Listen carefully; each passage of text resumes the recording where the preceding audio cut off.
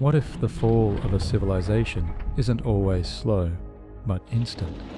What if entire cities could vanish in a single night, leaving no cry, no warning, just silence? And if it happened before, could it happen again? Welcome to the 101 Archive. Tonight we'll uncover 101 mysteries about civilizations that vanished overnight, worlds erased by fire, water, and time itself. From frozen cities sealed in ash to empires swallowed by the sea, we'll trace the moments when everything stopped and history had to begin again. Some disappeared because the earth moved, others because the sky fell. But in every ruin, there's one repeating question: how does an entire world just stop existing? Take a slow breath. Let's begin where that question first took shape, in Pompeii, the city that froze between life and death. You begin among the ashes of certainty. Across southern Italy, archaeologists walk through the stone casts of people caught mid-movement, mouths open, fingers still reaching for the sky that betrayed them. The city of Pompeii did not fall in battle or famine. It stopped.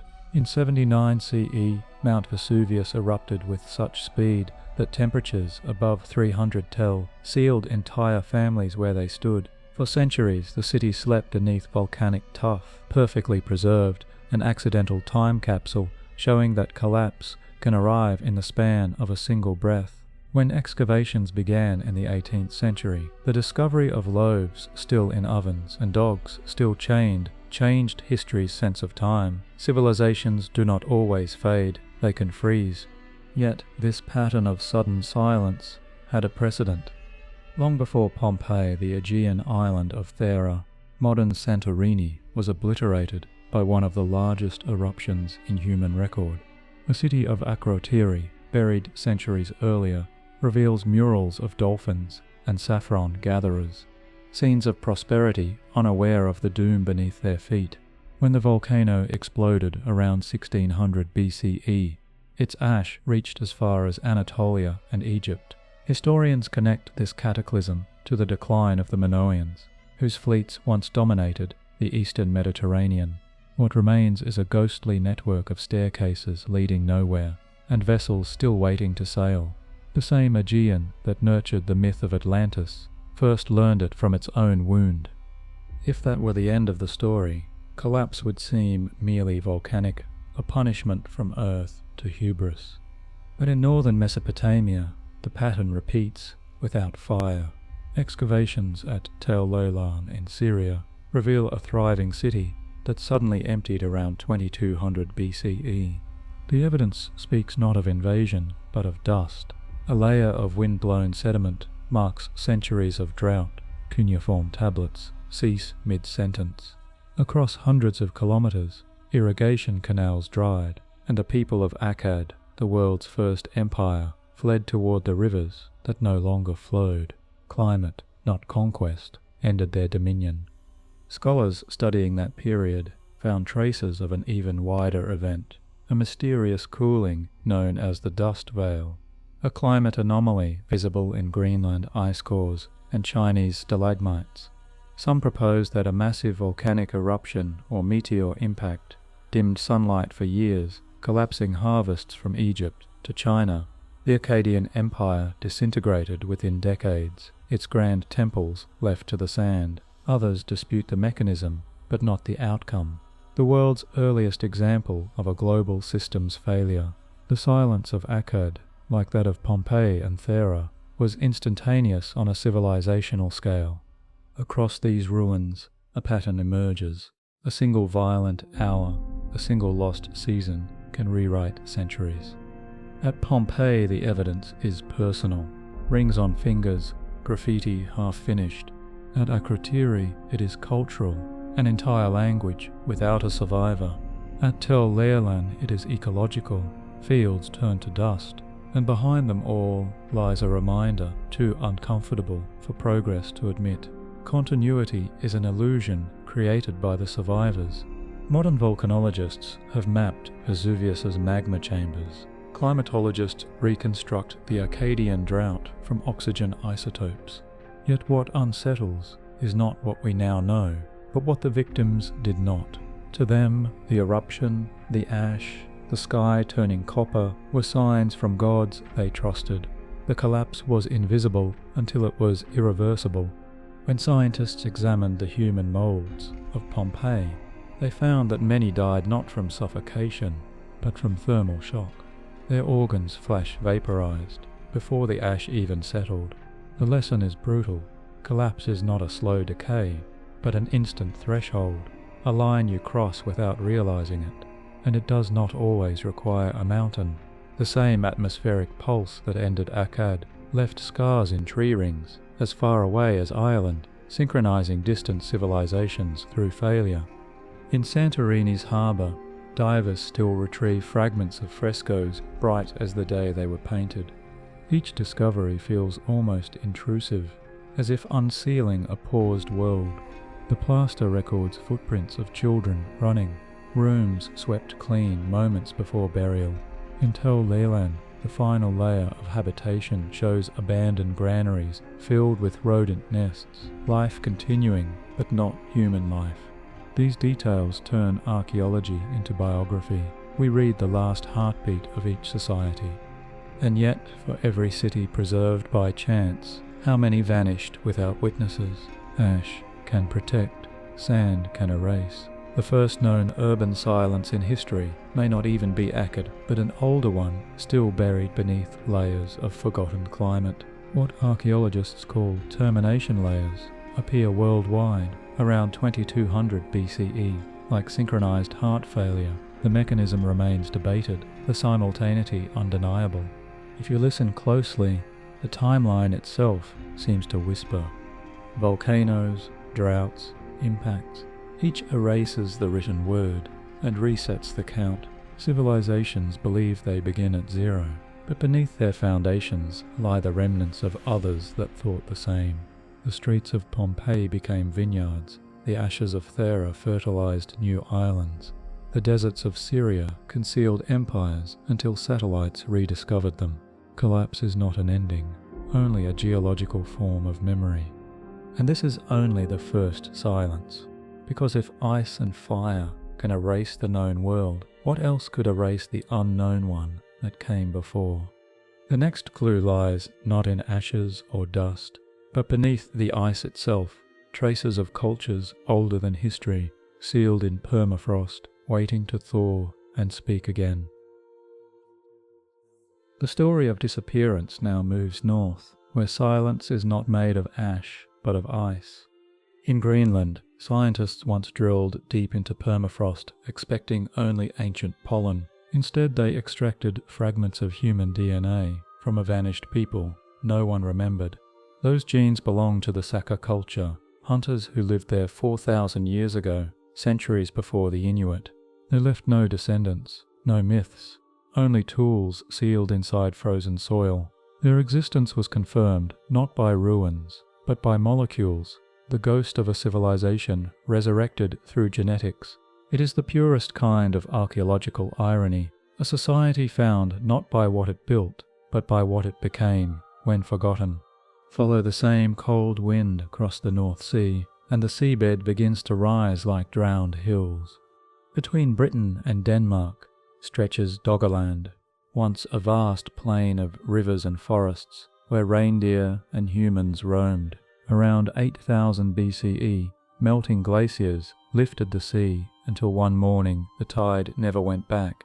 Fishermen today pull up mammoth bones and antler harpoons from their nets, proof that this lost landscape was real. What textbooks call post-glacial flooding was, for its inhabitants, the end of a world. No legend records their last days, yet their memory persists in every European flood myth that speaks of a rising sea swallowing the earth. Further east, beneath Siberian snow, another riddle waited. Archaeologists at the Yana RHS site uncovered thousands of tools carved from ivory and stone, evidence that humans had thrived above the Arctic Circle 27,000 years ago. The discovery overturned assumptions about when people could survive in such latitudes. Fire pits, dwellings, and ornamented beads suggest not a temporary camp, but a community adapted to the edge of the world. For generations this frontier was thought uninhabitable, yet here were traces of ingenuity sculpted in permafrost. As global temperatures warmed, their settlement vanished, leaving only frozen bones that never decayed enough to rot. Even in later ages, climate continued its quiet campaigns. Around the 15th century, the Thule culture, ancestors of modern Inuit, spread across the Arctic with skin boats and harpoons capable of hunting whales. Within a few centuries their settlements thinned and the routes closed. The reason hides in ice cores, the Little Ice Age, a period when temperatures plunged, sealing fjords with pack ice and silencing trade between Greenland and North America. Oral histories describe hunger and migration, families crossing endless snow to chase the sun.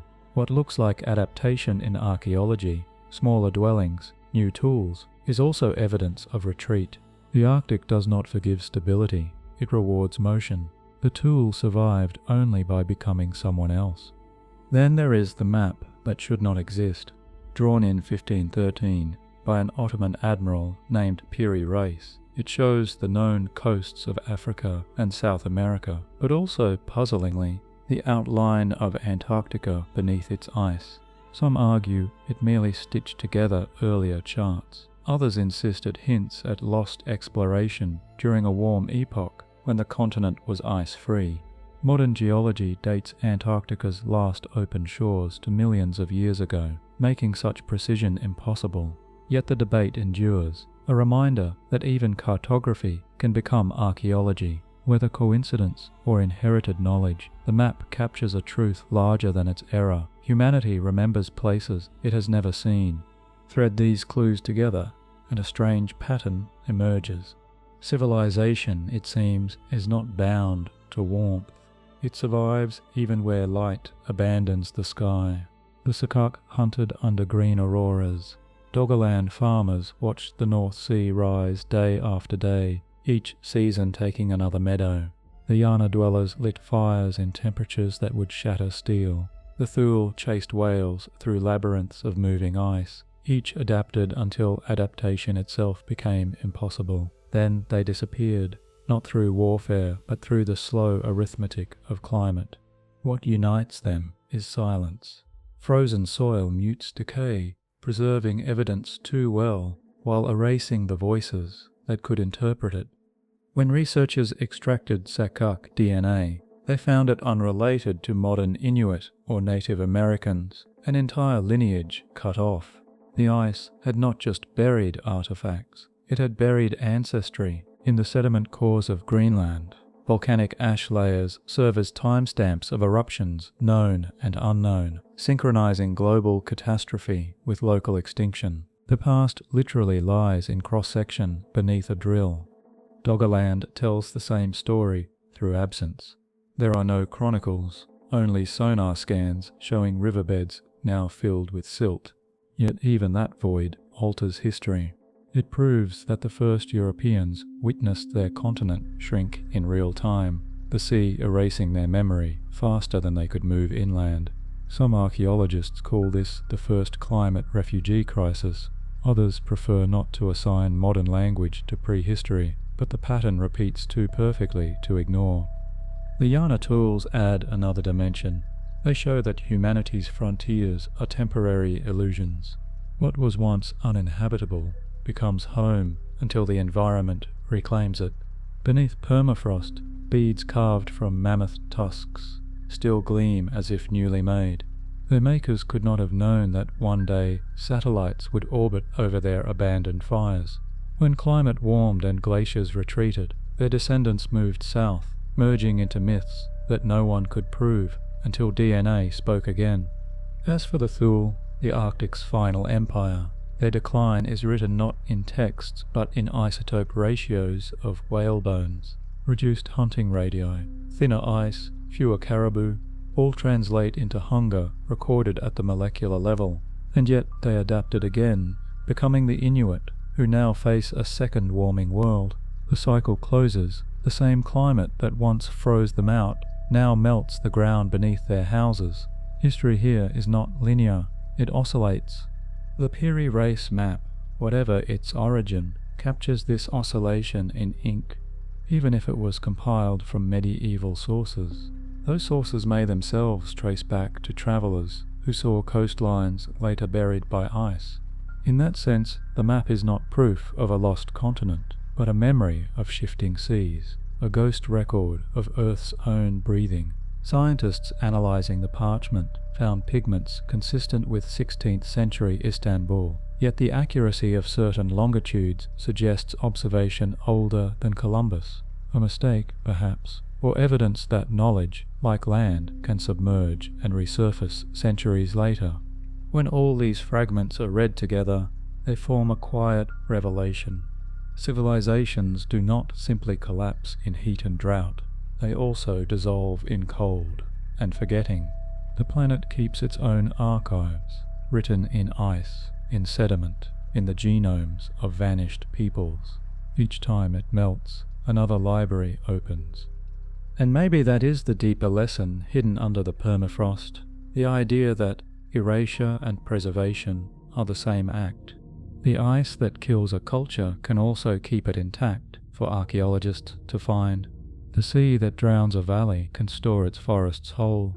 Nature erases, yet in erasing it writes.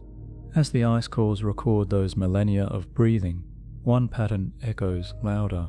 Warming and cooling arrive not as gentle curves, but as sudden cliffs. The Sikakuk disappearance, the Doggerland flood, the Yana retreat, the Thule contraction, all happened faster than a single lifetime. Civilizations rarely notice the cliff until they've stepped off it. And just as the last shards of the Piri race map fade to yellow, another question emerges. If ice can remember what the living forgot, what will it remember of us when our own warmth becomes a flood? That question leads forward to the next layer of ruins, older than cities, where builders carved in stone long before Egypt had a name. Long before pharaohs carved their names in stone, someone else was already shaping the ground beneath history. On a hill in southern Anatolia, archaeologists uncovered circles of limestone pillars arranged with mathematical precision. The site became known as Göbekli Tepe, and radiocarbon tests forced scholars to rewrite the calendar of civilization. 9600 BCE, 7,000 years before the pyramids, 2,000 before agriculture itself. Each pillar carries animals in relief, foxes, cranes, lions, rendered so vividly that even the musculature is correct. There are no domestic bones here, no pottery, no crops. Whoever built it were hunters who somehow organized the labor to quarry, transport, and align megaliths weighing up to 16 tons. The very existence of the site reverses the textbook sequence. People did not settle because they farmed. They may have farmed because they first gathered to build. When the last ring was finished, they deliberately buried it under tons of soil, as if sealing a covenant with the future. Far to the southwest, another tower rose out of prehistory. At Jericho, in the Jordan Valley, archaeologists traced a wall older than metallurgy, and a tower 13 meters high, built from unshaped stone. It stood around 8000 BCE, guarding a community that cultivated barley beside a spring. The staircase within spirals upward like a primitive lighthouse. Some researchers believe it aligned with the setting sun at midsummer. Others see a defense against flash floods. Whatever its purpose, it proves that complex civic planning existed millennia before Sumer's tablets recorded a single law. The dust around its base contains footprints of children and goats, fossilized in mud, long turned to brick. A reminder that civilization begins not with writing but with intention. Across the ocean, in a desert valley of Peru, a city called Caral Supe was rising at almost the same time as Egypt's earliest villages. 6 massive platform pyramids stand above the Supe River, each oriented toward the stars. No evidence of warfare appears among the ruins, no weapons, no fortifications, only musical instruments carved from condor bones and woven baskets once filled with cotton. Radiocarbon dating places the city around 2600 BCE, a full millennium before the Inca. Its amphitheatres reveal organized festivals, its quipu-like chords hint at administration. The implication unsettles ethnocentric timelines. Urbanism did not radiate outward from Mesopotamia, but erupted spontaneously in several places, as if human consciousness itself reached a critical mass. If the builders of Caral were engineers of music and sun, those of Nabta Playa were astronomers of the desert. In southern Egypt's Nubian sands, half-buried stones form concentric circles, aligned to solstices and star risings. The calibration is so exact that modern astronomers verified it with software. The main axis targets Sirius's heliacal rising around 4800 BCE. Long before Stonehenge, nomads here mapped the heavens to predict seasonal rains. Nearby, tumuli hide cattle burials, wrapped in woven mats, symbols of wealth and ritual, not survival. As the Sahara dried, these pastoralists migrated north, carrying their celestial knowledge into the Nile Valley. In this way, Egypt inherited its sky from the desert. Linking these scattered monuments is an even older question. How did such engineering appear almost simultaneously in regions with no contact? The mainstream explanation speaks of convergent invention. Once humans achieved stable food sources, architecture followed naturally. Yet the chronology of Göbekli Tepe undermines that logic. It stands before agriculture. Some geologists and astronomers propose a deeper memory, a civilization predating the Younger Dryas, erased by a global cataclysm around 12,000 years ago. They point to meltwater pulses, sudden climate flips, and the black mats of microspherules found on several continents as signs of an impact or volcanic winter. To them, sites like Göbekli Tepe are not anomalies, but survivors. The debate remains open, balanced between data and imagination, but the allure is undeniable. The idea that humanity is a patient amnesiac, rebuilding after each forgetfulness. Even without accepting lost ages, the facts already feel improbable. The artisans of Göbekli carved bas-reliefs, requiring knowledge of perspective. The builders of Jericho cut stones so tightly that no mortar survives. The planners of Caral integrated water control systems that still drain floods. None left inscriptions explaining why. When Göbekli Tepe's final enclosure was buried, its people moved on, founding smaller villages downstream. Their descendants, within a few thousand years, invented the first domestic wheat. Architecture had preceded agriculture, yet the two became inseparable thereafter, as though the act of building temples taught humanity how to cultivate the earth. Jericho followed a similar rhythm. The tower eventually filled with debris, its shadow buried under later walls. But beneath each reconstruction lies the same foundation, reused for 10 millennia. In its layers, archaeologists read the evolution of human purpose, defense, ritual, community. A tower that began as flood protection became a monument to identity. Collapse there was not destruction, but renewal. Each ruin served as scaffolding for the next. Caral's fate was quieter. Around 1900 BCE, the river shifted course, and the city's plazas fell silent. Sand filled the amphitheatres. The wind preserved instruments that would never be played again. No armies, no fires, just the slow turning away of water. Excavators today still find bundles of reeds tied in ceremonial knots, left intact for 4,000 years. If Egypt's monuments scream endurance, Caral whispers transience. It shows that greatness can vanish without tragedy, merely through neglect and time. At Nabta Playa, when the monsoon belts retreated, the stones remained standing like a sundial for no one. The people moved north toward the Nile, perhaps becoming the herders and priests who later tracked the same stars across Thebes. In that migration lies the continuity that links the world's first sky watchers to every calendar that followed. Even our own satellites trace paths once drawn in those desert alignments. Consider the possibility that these 4 sites, Anatolia, Jericho, Peru, Nubia, are chapters of one story told in different languages, the human impulse to measure eternity. Each begins with a gathering, reaches an architectural climax, and ends in abandonment. The ruins differ in material, but share the same grammar of purpose. When people stand together to face the unknown, be it sky, flood, or sand, they build monuments, and those monuments outlive their questions. Archaeology, when read this way, is less a science of objects than a science of astonishment. Every new carbon date pushes civilization further into the Ice Age twilight, and every discovery widens the gap between what we know and what we remember. The builders before Egypt were not anomalies. They were the rule we had forgotten. Their silence does not mean simplicity. It means completion. They built what they needed to understand, then they walked away. If collapse once came from ice and fire, here it emerges from fulfillment. When a purpose is achieved, continuation becomes repetition, and repetition invites decay. The buried temples of Göbekli Tepe, the sealed Tower of Jericho, the abandoned plazas of Caral, and the weather-scoured rings of Nabta Playa all demonstrate the same paradox. Disappearance can be deliberate, a final gesture of design. And so the timeline bends again.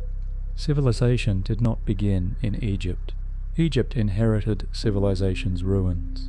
Before the Nile's first kings raised their obelisks, shadowed architects across continents had already drawn the blueprint of permanence. What ended them is uncertain: climate, migration, or the quiet decision to begin elsewhere. But their legacy endured as the instinct to build. Because of them, the next cultures would measure power in stone, rather than faith in stars. And that transition from sky temples to kingdoms of earth is where the next mystery waits, drowned in rising waters that would erase half of the Bronze Age world. When the sand gave way to sea, history's oldest foundations slipped beneath the tide. Every coastline on Earth hides a chapter, erased not by war, but by water. The civilizations that once mapped stars now found themselves watching them reflected in waves, unable to return to the land that shaped them.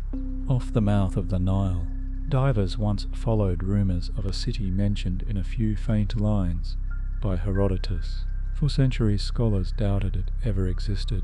Then in 2000, sonar revealed walls, statues, and columns rising from the silt. Heraklion, the sunken gateway to ancient Egypt. When archaeologists brushed the mud away from a colossal granite figure of the god Hapi, the inscriptions confirmed what myth had preserved. This was the port where pharaohs once greeted the sea. Ships had unloaded grain and gold here. Priests had watched tides to read divine favor. A single earthquake, followed by a liquefaction of the delta's soil, sent the city downward around the 2nd century BCE. In one day, temples that had lasted a millennium were gone, preserved by anoxic mud. The harbour re-emerged, almost intact. Anchors, jewellery, even woven baskets still sealed in amphorae. The water had not destroyed Heraklion, it had embalmed it. A few hundred kilometres away, in a quieter bay near Crete, lies a smaller ghost, Pavlopetri, the oldest mapped submerged city on Earth. When marine archaeologists first charted its streets, they found an urban plan unmistakably deliberate: courtyards, roads, drainage channels, all laid out between 3000 and 2000 BCE. The same pattern appears again and again in pre-Hellenic architecture, as if Pavlopetri had been a prototype for future cities. It vanished under the sea after repeated earthquakes around 1000 BCE, yet its stone walls remain visible through turquoise shallows. For a long time locals thought they were merely reefs. Now they are a mirror, the outlines of a life-sized blueprint for urban order, drowned but legible. Amphora fragments along the seabed still carry traces of olive oil. Loom weights show textile trade. Nothing here suggests a violent end, only the patient violence of time. Farther north, along the German North Sea coast, the medieval town of Rungholt met a fate so abrupt it still echoes in local songs. In 1362, the Grootmandrenker, the great drowning of men, swept across the marshlands with storm surges higher than any living memory. Eyewitnesses wrote that church bells rang underwater for days, When the waters receded, the town was gone, its steeples replaced by shoals and reeds. Today, fragments of tiles and wooden beams still wash ashore after storms, proving the legend true. Rungholt had been rich, famous for its salt trade and arrogance. Chroniclers saw its loss as divine punishment. Modern geology calls it subsidence, soft peat collapsing under centuries of drainage. But the symbol endures, a community that literally sank under its own weight. And in the Atlantic, near the Bahamas, divers in the 1960s found a formation of massive rectangular stones arranged like a causeway. They named it the Bimini Road. The blocks seemed too regular, too straight to be natural. To some, they hinted at an artificial harbour wall. To others, at a natural beach rock fracture shaped by waves. The debate still divides geologists. What matters is not the verdict, but the reaction.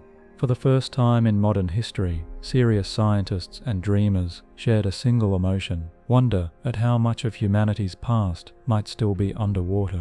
Whether man-made or accidental, Bimini became a symbol of all that is almost provable. From the Mediterranean to the Caribbean, these ruins mark one continuous frontier, the moving shoreline of memory. In antiquity, the sea was both pathway and predator. Cities like Heracleion and Pavelpetri lived by maritime trade. Their death came from the same element that sustained them. Rungholt repeated the pattern centuries later. Its prosperity literally built on unstable ground. The Bimini Road, whether natural or not, keeps the metaphor alive. Civilization always builds on the edge of disappearance. Each of these drowned cities preserves a specific kind of silence. Heracleon's is ceremonial, the statues of gods still standing upright, as if the rituals never stopped. Pavlopetri's is domestic, streets and courtyards frozen in still water, doorways open forever. Rungholt's is moralized, the flood treated as judgment, and Bimini's is scientific, a riddle between geology and imagination. Together they compose an atlas of submersion, a map of how humanity learns humility from its own geography. There is another pattern beneath the surface. The sea does not erase randomly. It takes what is already fragile. Heracleon's foundations were built on Nile silt that liquefied under vibration. Pavlopetri's coast eroded after small quakes, loosened limestone beds. Rungholt stood atop peat, drained by human hands. Every disappearance here is both natural and self-inflicted. Civilizations create their own vulnerabilities, and the ocean merely tests them. When archaeologists raise statues from Heracleon's seabed, their colours remain, their hieroglyphs intact. The Nile Delta's mud preserved pigments that sunlight would have bleached in months. In those details lies an unintended continuity. Egypt's obsession with preservation extended even to its destruction. The gods they sought to immortalize became literal relics of endurance. Heracleion did not sink in vain. It succeeded in outlasting time through death. Pavlopetri tells a subtler story. Its layout prefigures the urban logic of the Aegean world. Rectangular houses, courtyards for light, drainage channels, anticipating sanitation. If not for the sea's intrusion, its name might stand beside Troy and Knossos as a birthplace of architecture. The water that hid it also protected it from human rebuilding. Its stones never became someone else's foundation. They stayed loyal to their first plan, preservation by burial. Just as Göbekli Tepe was sealed by its builders, recurs here underwater instead of soil. Rungholt's ruin became myth within a generation. Fishermen claimed to hear bells beneath the waves. Poets called it the Atlantis of the north. What archaeology later confirmed through dendrochronology, that a storm in January 1362 destroyed 60 parishes, was already written in the folklore of guilt, a warning more powerful than fact. Arrogance invites drowning, yet even that myth contains truth. Modern climate scientists studying sea level rise now cite Rungholt as an early case of anthropogenic disaster. Draining peatlands for agriculture lowered the ground by meters, ensuring that a single storm could finish what centuries of prosperity had started. Bimini closes the sequence by raising a question rather than an answer. Its regular blocks could be random fracture lines, but the mind prefers meaning. We see design where pattern appears. The dream of Atlantis thrives not because it's proven, but because it satisfies a longing that somewhere beneath the waves lies a record of perfection lost. The impulse to search is itself civilizational, a refusal to accept oblivion. Whether or not Bimini is man-made, it represents the threshold where evidence becomes belief. Taken together, these sites show that collapse is rarely total. The sea, indifferent as it seems, is also an archivist. In its depth, organic material survives millennia. From Heracleon's papyrus ropes to Pavlopetri's pottery, each artifact contradicts the idea of disappearance. Underwater, archaeology is not about recovery but about revelation, the realization that the world's surface is temporary. Every modern port, every coastal city is one tectonic shiver away from joining this submerged fraternity. If the builders before Egypt reached upward toward the stars, these societies reached downward into the abyss that would later claim them. The boundary between land and sea shifted with each century, and humanity followed it like a mirage. Even now, satellites trace ancient shorelines across the globe, ghost coasts that once supported millions. What we call progress may simply be migration from one future ruin to the next. And just as Heracleion rose again from the seabed, new coastlines emerge elsewhere, born from retreating ice. The planet breathes in cycles of drowning and exposure. Civilizations merely ride those tides. Yet one detail binds all four stories. None left descendants to tell them. Their knowledge, navigation, architecture, adaptation sank with them, which leads to a quieter question beneath the roar of water. What other harbours, what entire epochs remain undiscovered under layers of silt and salt? Sonar sweeps of the Indian Ocean hint at structures older still, lying deeper than divers can reach. If those shapes prove human, the record of history will once again reset, revealing that the kingdom of the drowned was only the first floor of a civilization we have yet to remember. Every civilization leaves behind a language. Only a few leave behind one that no one can ever read. Stone, when carved with purpose, becomes more than decoration. It becomes thought made visible. Yet around the world, whole writing systems lie mute, their symbols as intact as the day they were inscribed, their meanings lost with the voices that spoke them. In the Indus Valley, archaeologists uncovered thousands of seal stones pressed with strange signs, animals, grids, crescents, human forms, but no deciphered sentence. The Indus script, carved between 2600 and 1900 BCE, remains unreadable not because it is primitive, but because it is perfect. Its symbols number about 400, too few for an alphabet, yet too many for pictographs. Some scholars see a Proto-Dravidian tongue. Others think it may not represent language at all, but a system of sacred identifiers. Whatever its nature, it connected cities across a region larger than Mesopotamia and Egypt combined. When the civilization faded, the script faded with it, leaving no bilingual key, no Rosetta Stone, only silence etched in steatite. Each discovery adds data, but no voice, a civilization whose bureaucracy we can touch but never understand. Centuries later, across the Aegean, the same mystery unfolded again.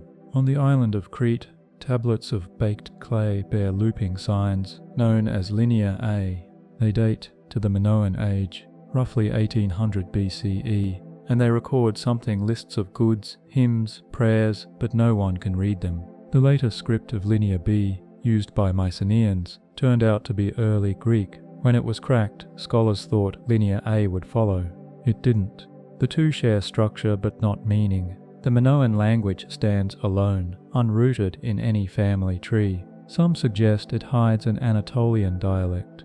Others claim it is a code of ritual, never meant for ordinary speech. What survives are numbers and commodities: 10 jars of wine, 3 men, 1 bull. Even without translation, the rhythm of administration is clear, a society orderly, wealthy, anonymous. When volcanic ash buried their ports and foreign powers arrived, the words turned to dust before anyone could inherit them. On a remote island in the Pacific, the same silence took shape again, but in wood. The people of Rapa Nui carved smooth tablets covered in neat, continuous rows of glyphs, faces, crescents, birds, fish. They called it Rongo Rongo.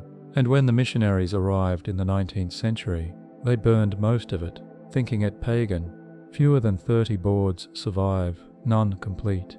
Their script reads alternately, right to left and upside down, as if the text itself were turning to look at you.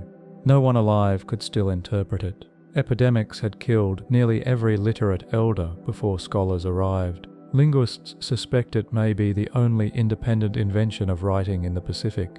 Others doubt it, arguing it might encode chants or genealogies rather than full sentences. Whatever it recorded, it died in a single lifetime, language erased as swiftly as ink washed by rain. In Mesoamerica, another code lingers between myth and mathematics. Long before the Maya perfected their glyphs, sculptors of the Olmec civilization inscribed symbols on greenstone and basalt, signs that resemble writing yet refuse to yield grammar. The Olmec glyphs found at Cascajal and La Venta could represent the earliest script of the Americas, dating to around 900 BCE. They repeat patterns that imply syntax, not random doodling. One panel lists a sequence of maze, throne, mat, perhaps a record of ritual or rule. To read it would be to open the prologue of an entire continent's literature. But erosion has blurred edges, and the language behind them has no living descendant. Each discovery becomes a closed door. We can see the handle, never the mechanism. And still, even the modern age breeds its own unsolved languages. In an Italian monastery during the early 15th century, a small book appeared, written in ink that has barely faded. Its pages teem with plants that don't exist, zodiac wheels, and naked figures floating in green pools. The Voynich manuscript. For more than a century, cryptographers, linguists, and now algorithms have tried to decode it. They've called it everything from a lost medical treatise to an elaborate hoax. Statistical analysis proves the text follows linguistic rules. It has word frequency, grammar, and internal logic, but no known tongue matches its patterns. Artificial intelligence has found hints of Romance roots. Others claim Hebrew or Turkish shadows, yet every decipherment collapses under scrutiny. The author remains anonymous, the purpose obscure, the language both real and impossible, a mirror of our own obsession with meaning. Across all these scripts, a single paradox hums. Writing was invented to preserve memory, yet it is the one artifact that becomes meaningless fastest. The moment speech dies, script becomes art. The Indus seals are now jewelry. Linear A, a puzzle. Rongo Rongo, a sacred relic. The Voynich, a curiosity for code breakers. Language, when detached from living breath, decays not into ruin, but into beauty. The unreadable becomes mesmerizing, precisely because it resists translation. Archaeologists often compare decipherment to excavation, each sign a layer of soil, but some layers may never be removed without destroying what they protect. When scholars finally read Egyptian hieroglyphs, they realized how fragile comprehension is. Had the Rosetta Stone shattered differently, the entire civilization would still be mute. We forget how contingent our understanding is, how thin the bridge between speech and extinction. Look again at the Indus script, its tiny animals above symmetrical signs. To the merchants who pressed them into clay, each symbol carried authority, ownership, trust, identity. To us they are decoration. Linear A records shipments of oil and wine. Its numbers survive, but its gods are silent. Rongorongo's birds and crescents might encode the rhythms of stars. The few tablets left are scattered in European museums, stripped of chant and season. The Olmec glyphs sleep under jungle roots that have crushed half their lines. The Voynich pages still turn freely, each leaf whispering nonsense that feels almost intelligible. These are not mere coincidences. They show that communication itself can collapse, even when matter endures. Empires fall to war, temples to fire, languages fall to forgetfulness. Once a code loses its community, it is functionally extinct. The script may remain perfect, but its grammar is gone, a body without a soul. Every unreadable text is a small apocalypse, proof that thought can die. And yet, silence sometimes reveals more than speech. The unreadable scripts remind us that meaning is not possession, it is collaboration between the living and the dead. To gaze upon a seal or a tablet and fail to understand it is to feel time directly, to stand at the boundary where knowledge turns to wonder. That moment of incomprehension may be the truest contact we have with the past. The mystery of the written word bridges the earlier collapses of fire and flood. Civilizations may drown or burn, but when their voices vanish, they die a second death, the death of meaning. Each undeciphered script is a frozen thought waiting for its interpreter, and perhaps that is why we keep searching, because if we can recover a single word from those stones, we recover the people who spoke it. In the next silence, that search deepens. The fire moves from parchment to sand, from script to ruin. Beyond the unreadable words lie the empires that disappeared, not from language, but from flame, the cities that burned until the desert itself glowed.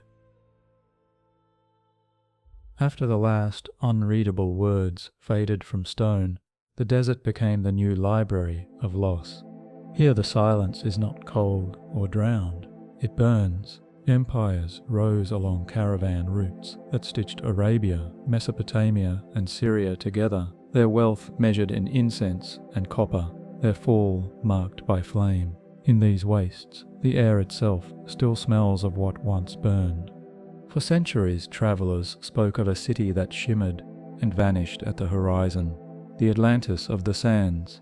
Satellite images finally revealed pale traces under the rubble-Hali dunes, collapsed walls around a sinkhole rim. Excavations named it Ubar, a hub of the frankincense trade. Its towers once guided caravans north toward Babylon. The limestone beneath had been hollowed by an ancient cave system. When weight and water conspired, the ground caved in, swallowing market and fortress alike. The Bedouin stories of a city punished by God for pride were not inventions, but memories of geology. What remains are melted bricks, fused by heat, fragments of pottery scorched black by the fires that followed the collapse. A whole economy disappeared in one night, leaving a crater where the desert still exhales warm air. Farther north, another city faced a different kind of annihilation. Hatra, built between the 2nd and 3rd centuries CE, rose from Iraq's plains, like a mirage of arches and towers. It was both fortress and sanctuary, a place where Greek columns stood beside Parthian domes. For 200 years, its walls resisted every invasion, even the Roman legions of Trajan and Septimius Severus. Then, sometime in the 3rd century, the defences failed. Archaeologists found the traces of an inferno so intense that bronze idols melted into the pavement. The attackers remain uncertain. Some blame the Sasanian Persians, others internal revolt. Whatever ignited those flames consumed not only buildings, but belief. The temple precinct that had united gods from 3 cultures was reduced to vitrified stone. Later earthquakes sealed the ruins in dust, preserving the outlines of archways that still stand against a sky bleached white. In them one reads a familiar script: tolerance, wealth, hubris, destruction, 4 acts repeated since Akkad.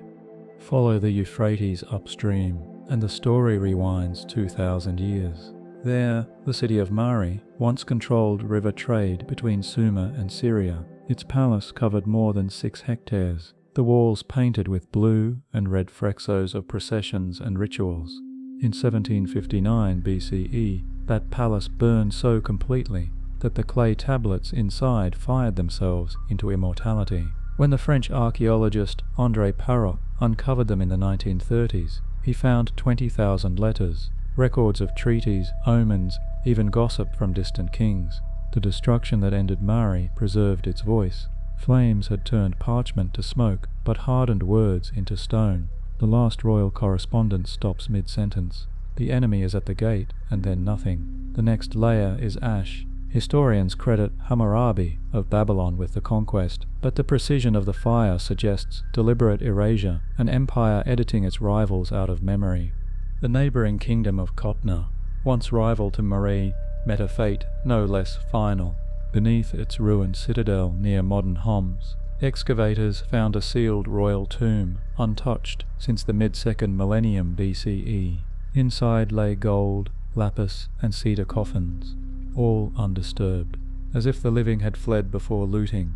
Above, the city showed evidence of conflagration, but within the tomb everything remained immaculate. The collapse of the palace roof sealed it from air. Basalt stones fell like lids on a sarcophagus.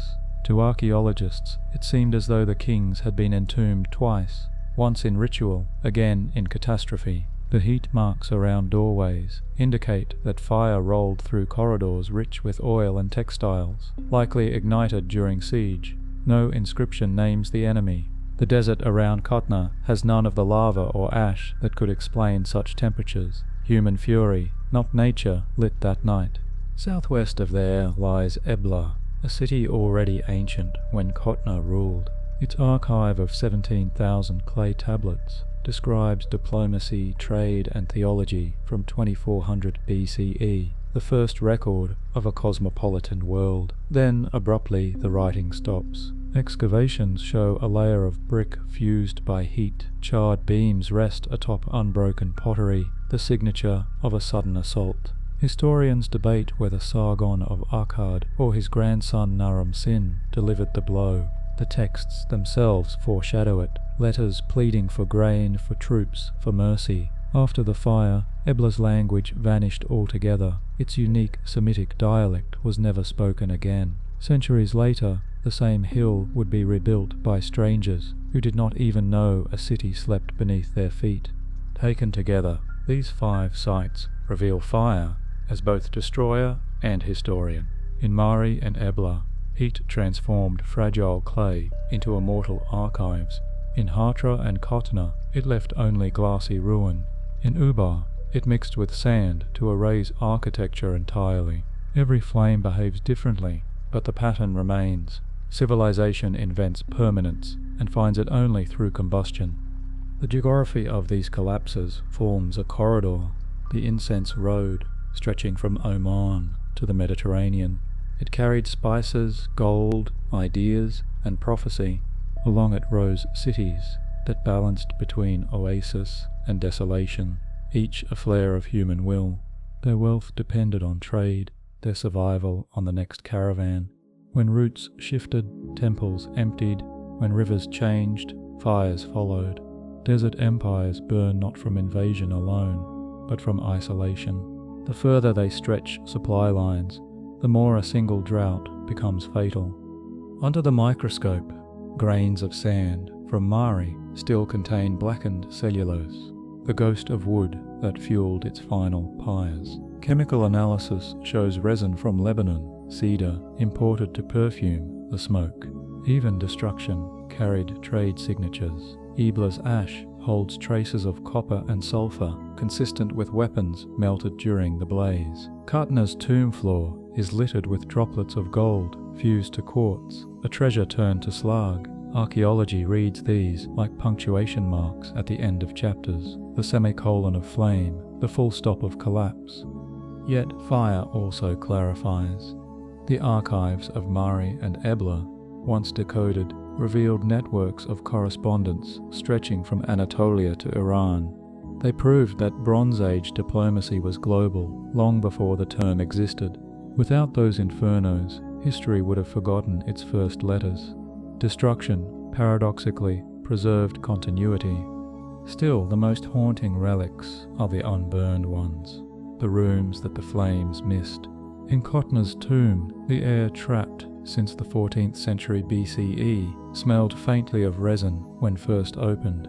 In Hatra's shattered temples, pockets of unscorched plaster still bear fingerprints of masons. These survivors remind us that collapse is rarely absolute. It is uneven, capricious, like the desert wind that alternates between heat and cool. As night falls over these ruins, the sand glows faintly with minerals melted long ago. Seen from above, the incense road could be mistaken for a constellation. Each lost city a star extinguished, yet still visible through time. Fire, which devoured them, also turned them luminous to posterity. And beyond this corridor of ash lies another mystery. Places where flame was not a curse but a craft. Far to the west, across mountains and sea, stand stones carved so precisely they defy modern replication. The smoke of the desert fades into the chill of highland air, where forgotten engineers left behind architecture that mocks gravity itself. After the last desert flames died, the world's next wonders rose not from sand but from mountain and ocean. Across continents, people who shared no language built in the same impossible way, lifting blocks heavier than locomotives, fitting them with such precision that even air seemed unwelcome between their seams. Their names are mostly forgotten, but their craftsmanship remains, immune to erosion and disbelief. In the hills of Lebanon, near the Roman ruins of Heliopolis, a platform of 3 colossal stones lies half buried. Each measures more than 20 meters long and weighs close to 1,000 tons. Modern cranes could not move them without dismantling the town that surrounds them. The site is known as Baalbek, and the local legend says giants placed those blocks as a foundation for the gods. Later Romans built their temple of Jupiter on top, but the older base does not match their engineering. Tool marks cut into the bedrock suggest Bronze Age masons shaping limestone with copper chisels, a paradox of scale. Geologists confirm the stones were quarried a few hundred meters away, yet no one can explain the transport. Some propose sledges on lubricated clay, others think the blocks were never moved, carved in place to anchor later structures. Either way, the trilithon embodies a kind of forgotten confidence, the conviction that mass itself could be controlled like clay. Each block remains perfectly aligned despite 2,000 years of earthquake and war. Thousands of kilometers to the west, another civilization repeated the same miracle in the thin air of the Andes. Above Cuzco, the fortress of Sacsayhuaman rises like frozen thunder. Its walls twist across the hilltop in zigzags, stones so massive and irregular that the structure looks grown rather than built. Each boulder, some over 100 tons, is cut to fit its neighbors with the precision of sculpture. No mortar binds them, yet centuries of earthquakes have failed to move a single joint. Archaeologists describe the Inca technique as polygonal masonry, achieved by carving matching concave and convex surfaces until they locked like puzzle pieces. The process would have required constant trial fitting and sanding, perhaps using stone tools and wet sand as an abrasive. But the geometry goes beyond practicality. It looks intentional, aesthetic, almost playful. Sunlight runs along the angles at dawn, as though the wall itself were catching fire. To the Inca, each stone was alive, a being that had to be persuaded into its place. When the Spanish arrived, they dismantled parts of the fortress to build their cathedral below, yet even cannon could not break the larger blocks. The conquerors inherited only half the technique. They could quarry stone, but they could no longer convince it to obey. Far out in the Pacific, the same language of stone whispers again. On the Micronesian island of Pohnpei stands a city built not on land but on water, Nanmadol, a lattice of basalt pillars forming 90 artificial islets linked by canals. To outsiders it appears as if a mountain collapsed in neat columns, but geologists confirm the blocks were quarried miles away. Some weigh 50 tons, and each is hexagonal like cooled lava pipes. The builders stacked them horizontally and vertically to form walls that rise straight from the sea, their reflections doubling the architecture. Radiocarbon samples suggest construction began around the 8th century CE, reaching its height just before European contact. Oral histories tell of twin sorcerers who flew the stones by magic, perhaps the mythic echo of a technology long forgotten. Beneath the surface, Divers have found tombs lined with coral and shell, proof of an organized, stratified society, yet no one knows why it ended. The islets stand empty, mangroves threading through basalt corridors where priests once walked. Storms pass overhead. The city remains perfectly squared, a geometry of memory.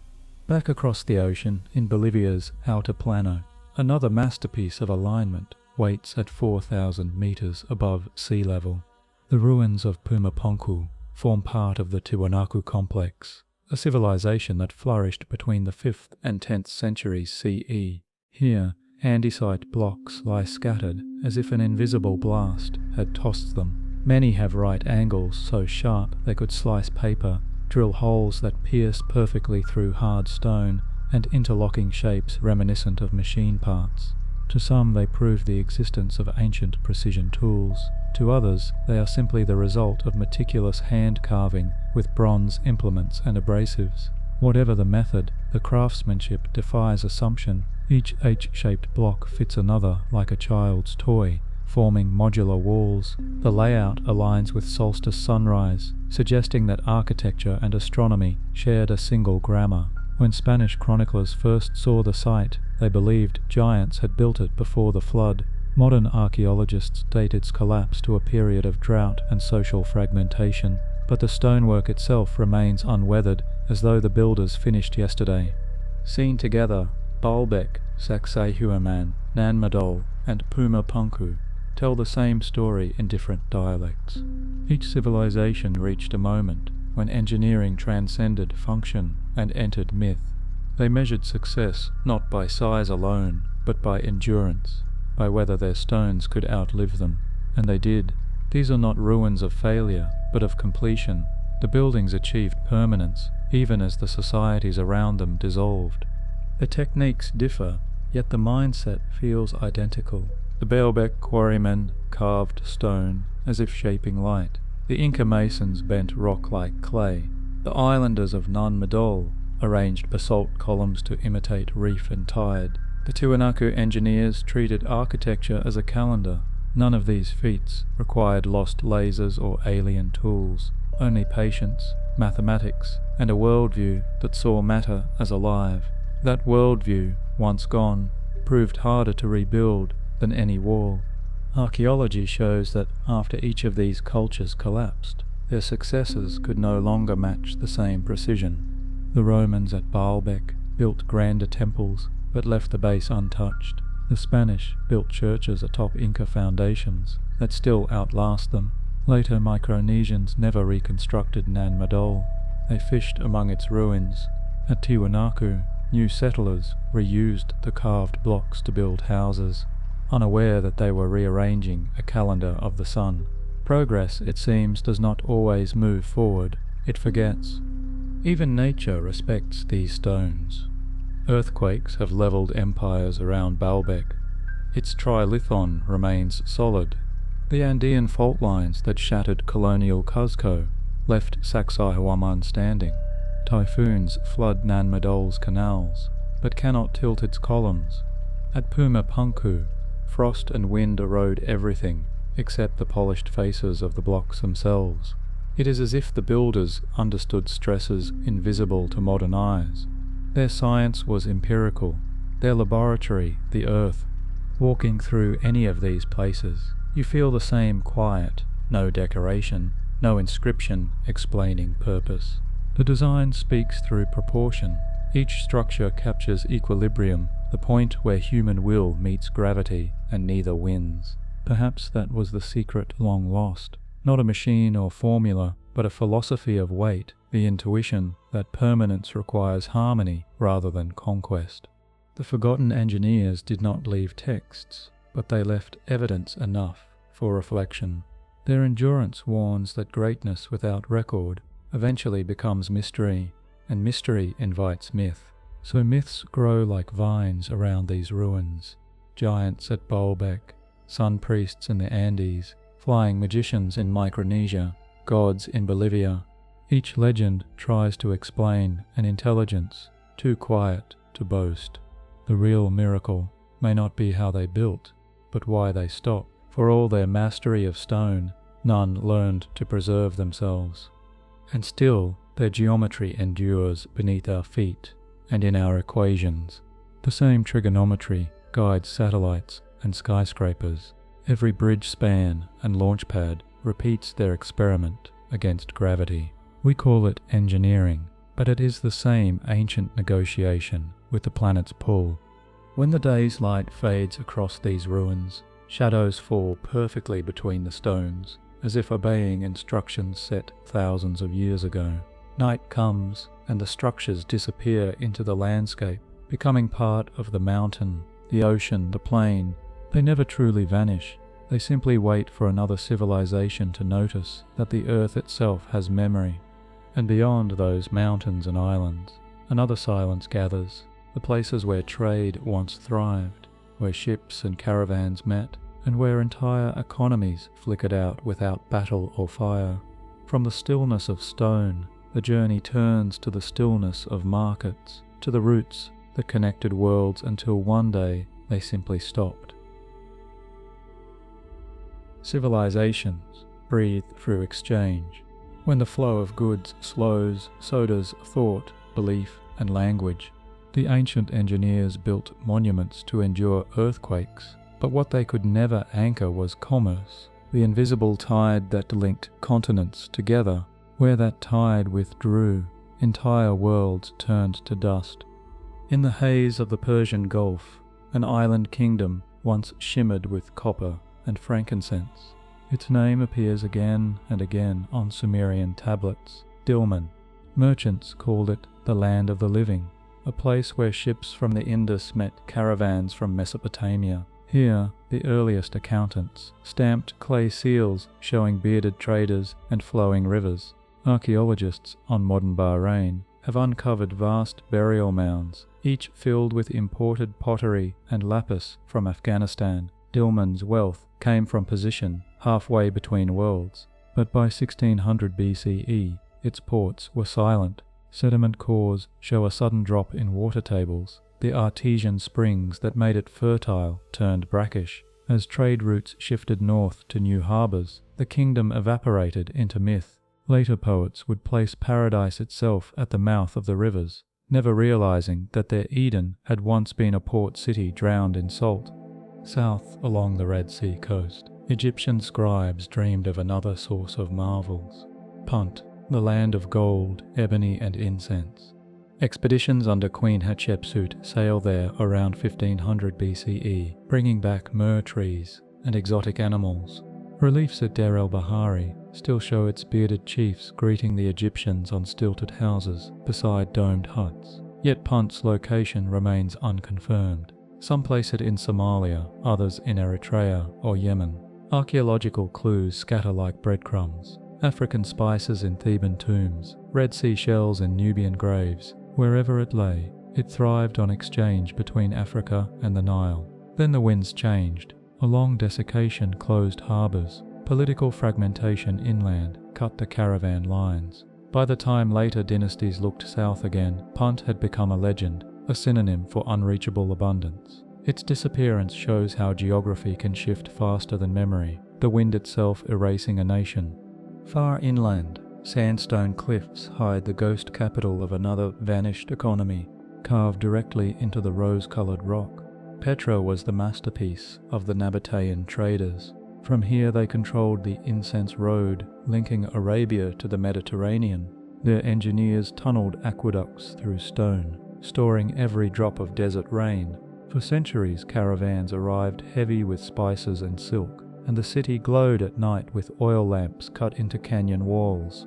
Then Rome annexed the region in 106 CE, redirecting sea trade through Egyptian ports. Petra's lifeblood, overland commerce, dried up. Without caravans to tax, the metropolis withered, its facades preserved only by aridity. When explorers rediscovered it in the 19th century, they found a city perfectly intact, yet utterly lifeless, its treasury still echoing with the footsteps of no one. Sand had replaced currency as the local medium of exchange. Across the sea, on the East African coast, another port once mirrored Petra's prosperity. Zanzibar, long before its sultanate, was a coral stone entrepot binding Africa to Arabia, Persia, and India. Excavations at Unguja Uku reveal Chinese porcelain mingled with glass from Syria, evidence of a cosmopolitan world centuries before European contact. Swahili culture itself, its language, a blend of Bantu and Arabic, was born from this maritime traffic, but prosperity's rhythm is fragile. Shifts in monsoon cycles and the rise of rival ports along the Indian Ocean slowly siphoned commerce away. When Portuguese and Omani powers fought for control in the 16th century, many coastal towns emptied overnight. The coral architecture still stands, whitened by salt, its narrow alleys filled only with wind. Zanzibar survived by reinventing itself, yet dozens of sister cities along the coast remain buried beneath mangroves, their names erased from maps drawn elsewhere. Far to the south, among granite hills of what is now Zimbabwe, another empire of traders forged stone into geometry. Great Zimbabwe rose in the 12th century CE, its walls forming perfect curves without mortar, enclosing a population that minted wealth in cattle and gold. Glass beads from Persia and porcelain from China prove its merchants reached halfway around the world through intermediaries. For 4 centuries the city commanded the plateau, then emptied inexplicably. Archaeologists trace its decline to the exhaustion of nearby gold veins and a shift of trade toward the coast. When outsiders arrived centuries later, they refused to believe Africans had built it, inventing tales of foreign architects. Only in the 20th century did excavations restore authorship to the Shona ancestors who had raised those dry stone walls. Their disappearance was not due to conquest, but to the slow migration of commerce, a quiet vanishing as thorough as any conquest. Each of these trading worlds illustrates the same paradox. Networks meant to bind humanity together eventually pull it apart. When demand moves, cities die. No army besieged Bilman, no plague swept Punt. Petra fell without a single arrow. They perished because distance, once their power, became their isolation. Commerce is a river that rarely flows the same way twice. Archaeologists now map these vanished routes through isotopes and satellite images. Beneath Bahrain's sands lie canals once lined with date palms. On the Horn of Africa, sonar traces submerged quays that might have been Punt's harbours. At Petra, LiDAR reveals thousands of small terraces, subsistence gardens after imperial trade collapsed. Along Tanzania's coast, coral stone mosques mark the ghost towns of Kilwa and Kayole, twin sisters of Zanzibar that the tides reclaimed. In Zimbabwe's hinterland, drone surveys show secondary enclosures stretching toward Mozambique, the arteries through which gold once pulsed to the sea. Every discovery redraws ancient maps into something organic, commerce as a living organism that grew, split, and shed its own skin. And with each rediscovered route comes the same uneasy reflection. Modern supply chains follow eerily similar patterns. A single canal, a single currency, a single political shift can redirect the flow of everything. What the caravans and dhows once carried in gold and incense, satellites now move as data. The fragility remains identical. Yet the ruins also teach endurance of a different kind. The people who watched their markets vanish did not vanish themselves. Dulman's descendants moved inland and became farmers. The memory of Punt lived on in Nubian songs. Nabatean artisans carved churches for the Byzantines. Swahili traders sailed farther down the coast. Shona builders founded new towns where rivers still ran. The structures collapsed, but the techniques of survival persisted quietly, waiting centuries to resurface under new names. Standing amid these silent marketplaces, one can almost hear the hum that once filled them. Bronze bells, bleating camels, the scrape of coral anchors. Now only wind moves through archways that once framed ships and caravans. Trade, like faith, leaves behind architecture but takes its meaning elsewhere.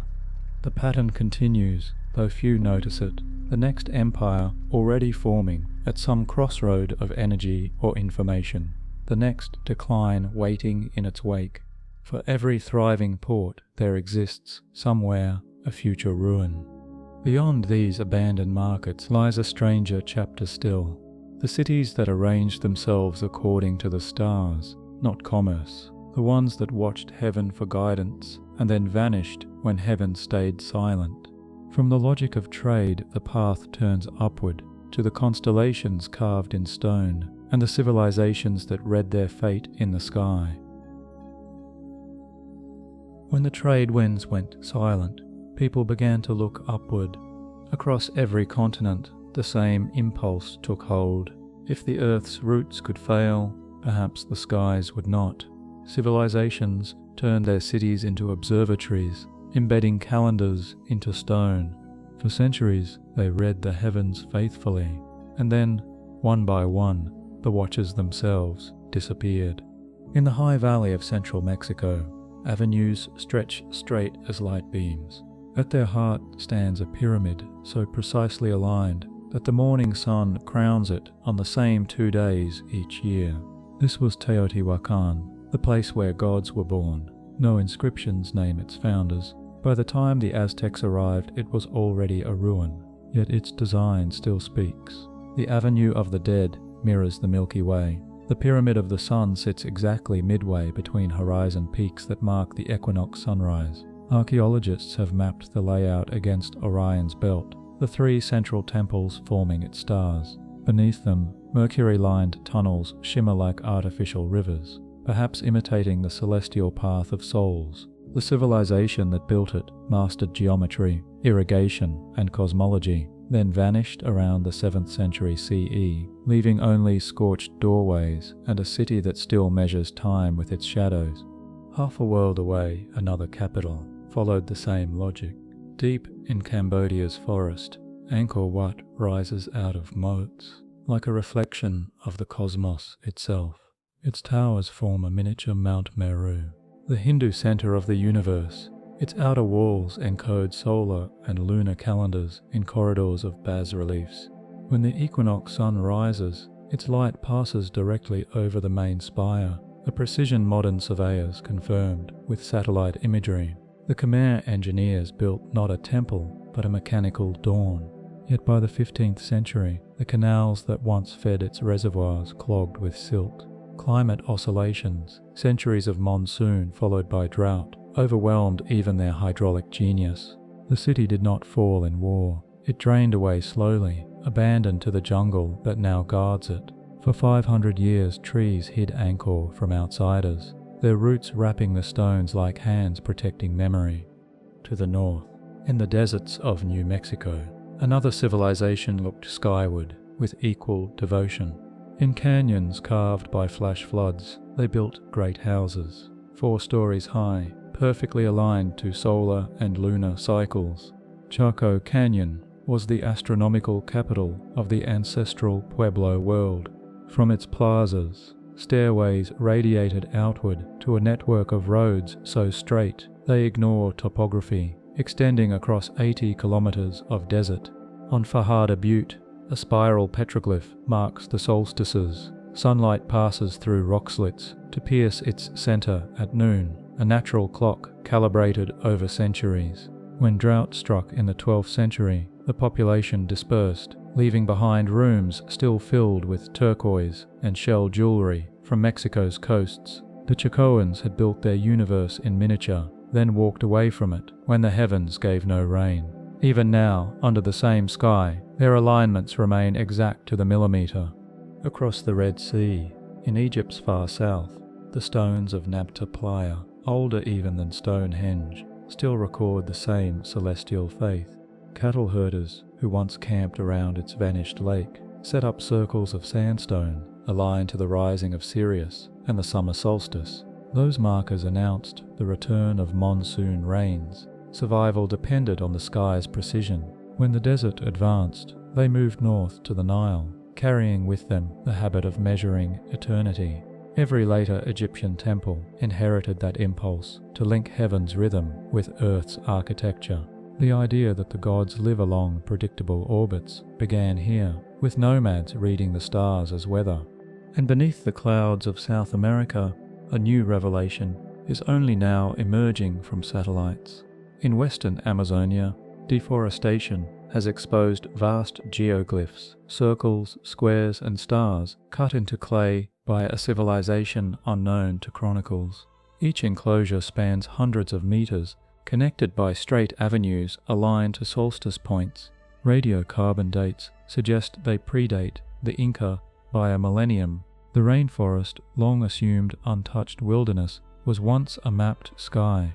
Soil analysis reveals dark terra preta, engineered earth rich with carbon, showing sustained habitation. Then, around 1400 CE, the clearings filled back with forest. Whether disease, conquest, or deliberate retreat caused the abandonment, the lines remained so vast they can be seen only from above, as if meant for a future eye orbiting the planet.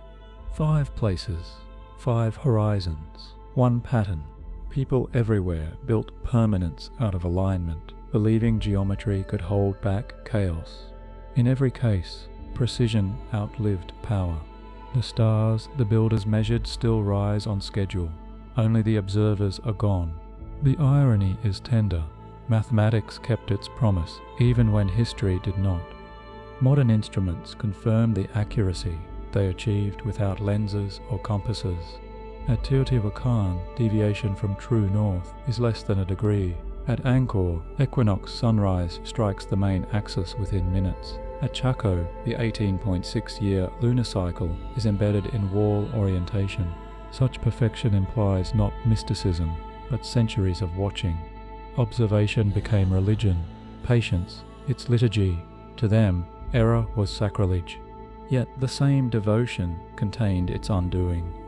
When droughts or floods broke the celestial pattern, faith faltered. The people of Chaco left offerings buried in kivas, turquoise beads arranged in spirals, as if trying to repair a broken sky. The Khmer recarved older statues of Vishnu into Buddha, adapting belief to new stars. In Teotihuacan's final phase, mass graves suggest ritual crisis, sacrifices performed to restart the sun. Each culture faced the same realization: alignment does not guarantee harmony. The cosmos remains impartial. Still, the architectures endure, and through them we glimpse how civilizations once thought of themselves, not as accidents of time, but as reflections of the universe. They placed their capitals where heaven met horizon, ensuring that dawn would reconsecrate their walls each day.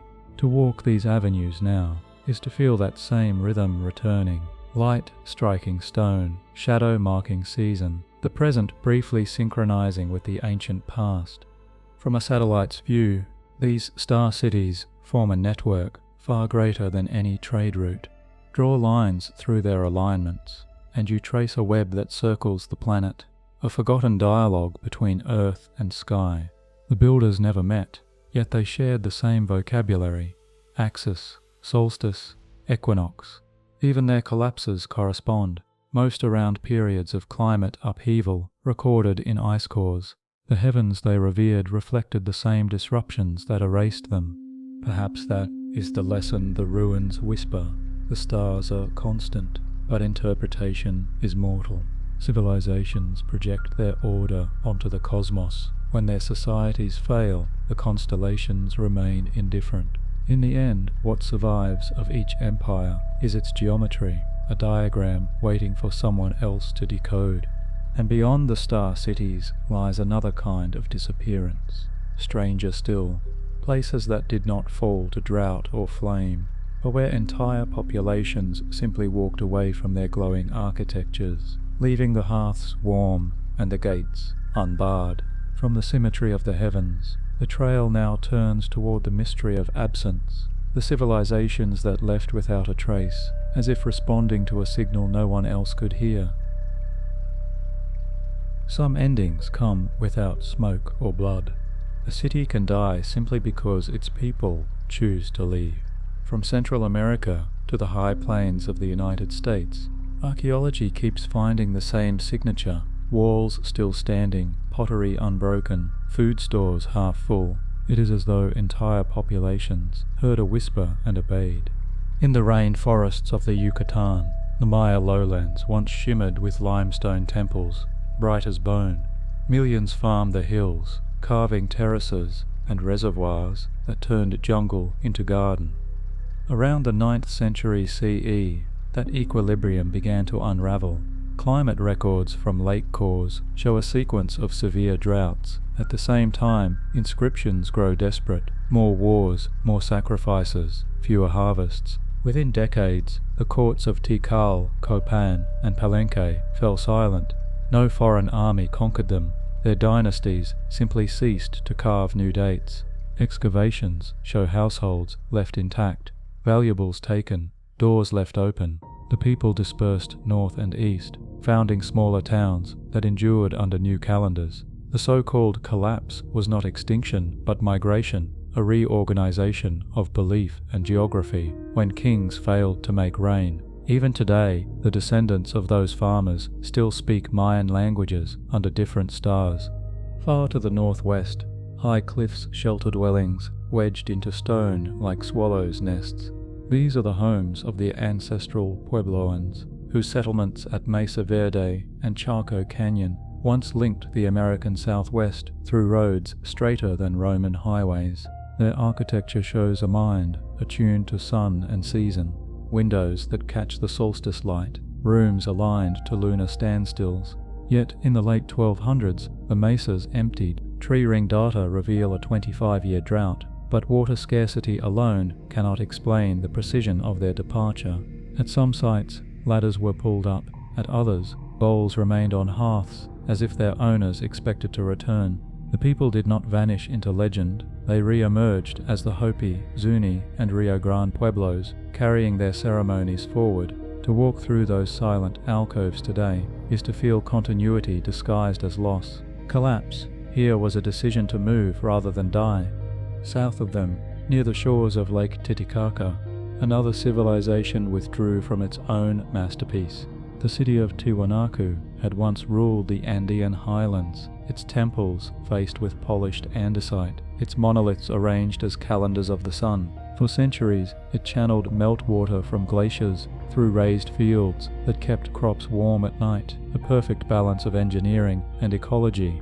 Then the climate shifted again, the lake receded, frost crept down from the mountains, and the canals froze. By the 10th century, the plaza stood empty. Excavations show no burn layers, no battle scars, only the slow accumulation of wind-blown soil. The people reorganized into smaller Aymara kingdoms around the surviving fields. When the Incas rose later, they treated Tiwanaku as sacred ruin, claiming descent from its builders. In that reverence lies the proof of voluntary abandonment, a site left whole enough to worship. On another continent, in the floodplains of the Mississippi, an urban experiment flourished and vanished in the same quiet rhythm. Cahokia, near modern St. Louis, was once the largest city north of Mexico, a maze of plazas and mounds that housed tens of thousands around the year. Its grandest platform, Monk's Mound, rises higher than the Great Pyramid of Giza. Excavations reveal imported shells from the Gulf, copper from the Great Lakes, obsidian from the Rockies. It was a continent in miniature, bound by trade and ceremony. Then, within a century, its population collapsed. Pollen records show deforestation and floods, signs of ecological exhaustion. More telling are the post holes of hastily built palisades, defenses against some inner turmoil. When explorers passed the site 400 years later, they found only earthworks covered in grass. The culture had not perished. It had dissolved into smaller chiefdoms, scattered along the rivers, as in the Maya forests and the Andean Altiplano. The departure seems both collective and calm, as though the people had simply grown weary of their own gravity. Each of these abandonments reads like a stanza of the same poem. The Maya left because rain failed, and kings promised too much. The Puebloans left because their world narrowed to dust. The Tiwanaku left because the lake that defined them retreated. The people of Cahokia left because their success consumed the soil that sustained it. In each case, the solution was movement, a cultural exhalation, rather than an explosion. The ruins that remain are not tombs, but footprints, paused mid-stride. Modern researchers see pattern beneath the poetry. Tree rings, pollen grains, and isotopes confirm a global sequence of droughts between 800 and 1300 CE. The same sun that guided the star cities burned too hot. El Niño cycles grew longer, glaciers shifted, civilizations dependent on precise rhythms found those rhythms broken without the certainty of rain. Rituals lost authority, faith in divine kingship weakened, and communities sought autonomy. Migration became a strategy for survival, not a symptom of failure. There is a kind of wisdom in walking away. It refuses the illusion of permanence.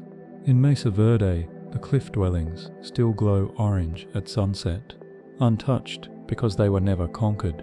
In Cahokia, the earthen mounds remain smooth and symmetrical, their builders long gone, but their geometry undisturbed. The Maya temples, swallowed by jungle, continue to mark solstices as faithfully as when priests climb them. The stones keep count even when the counters move on. To modern eyes, abandonment looks like defeat. But perhaps it is the most human response to imbalance, the recognition that nothing built by certainty can survive uncertainty forever. These people understood when to release what no longer sustained them. Their departure preserved knowledge through continuity of blood rather than monument. The cultures did not die, they changed their names and directions.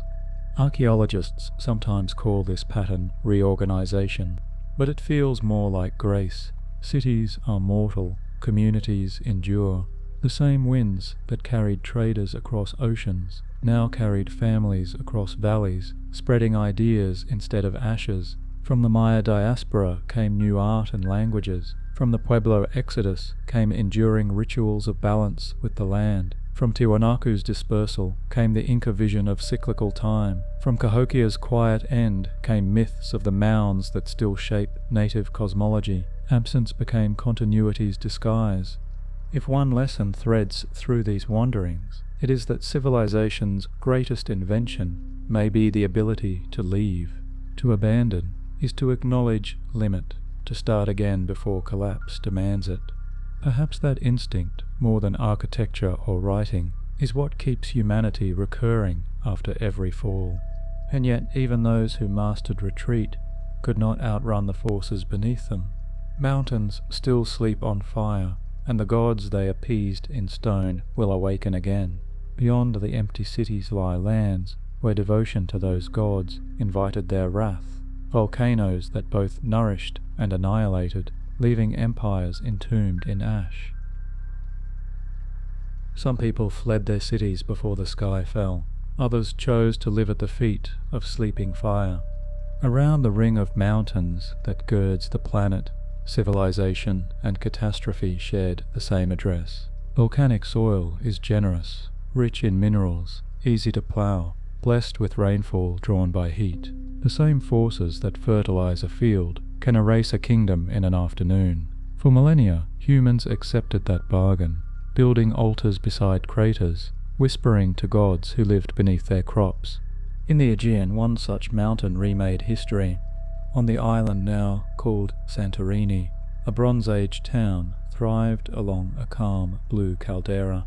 Its frescoes at Akrotiri show lilies, dolphins, and ships, the confidence of a world that believed the sea itself was loyal.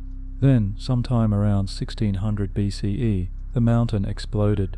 The eruption of Thera ranks among the largest in human record, a column of ash 30 kilometers high, tsunamis sweeping across the Mediterranean. Within days, the island's center collapsed into a void.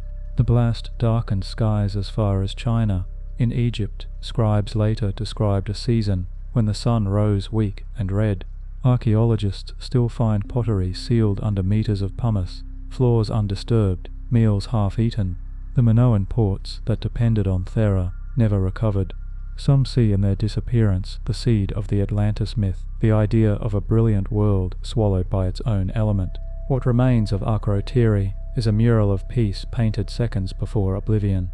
2,000 years later, another mountain performed the same act on a global stage. In 1815, on the Indonesian island of Sumbawa, Mount Tambora erupted with such violence that it removed its own summit. The sound carried 2,000 kilometers. Ash circled the planet, veiling sunlight for more than a year. 1816 became the year without a summer. Crops failed in Europe and North America. Snow fell in June. Famine haunted Asia. The eruption killed perhaps 100,000 nearby and altered the climate for millions who never saw the volcano. Painters recorded copper skies. Poets wrote of endless dusk. Out of that darkness came curious gifts. The first bicycle, invented amid horse shortages, and Mary Shelley's Frankenstein, conceived under ash-red sunsets over Lake Geneva. From one mountain's roar, the modern imagination of apocalypse was born. Farther east, on the rim of another Pacific caldera, the islanders of New Britain built their capital above sleeping magma. Rabaul, already ruined once by the sea, flourished again as a harbour until the 15th century, when the volcano Tavuro woke without warning. Chronicles speak of thunder from the ground, of a sun blotted for days. Layers of ash several meters thick sealed the old kingdom beneath. When Europeans arrived centuries later, they found black soil dense with pottery shards, the memory of a civilization erased yet fertile again. The same harbour was resettled. In 1994 it erupted once more, forcing another evacuation. Rabaul lives in rhythm with destruction, each generation rebuilding, until the next plume dictates silence. No city demonstrates more clearly that collapse can be cyclical, as regular as the tides. Across the world in Mesoamerica, a smaller volcano also rewrote the human map. In AD 540, El Salvador's Ilopango eruption devastated the Mayas' western frontier. Centuries later, another peak, El Chichon, in Chiapas, repeated the lesson. Its explosion around AD 550 scattered obsidian and pumice across 1,000 kilometers. Nearby villages disappeared, population centers shifted eastward. When Spanish friars documented local myths, they found legends of mountains that punished betrayal, spirits that breathed fire when forgotten. The same theme recurs in every valley. People saw the earth's convulsions as judgment, and yet after each eruption they returned. The ash enriched maize fields. New temples rose on the old. Archaeological strata read like a pulse. Eruption, renewal, eruption again. Proof that resilience can be as relentless as disaster. In 1883, another Indonesian volcano reminded the modern world how small it truly was. Krakatoa exploded with a force so vast that the sound circled the planet 4 times. The pressure wave recorded on barometers became the first global scientific event. Every instrument on Earth jumped at the same instant. Tidal waves swept away 36,000 lives for months afterward. Sunsets burned crimson as high-altitude dust scattered light. Artists in London painted skies they could not explain.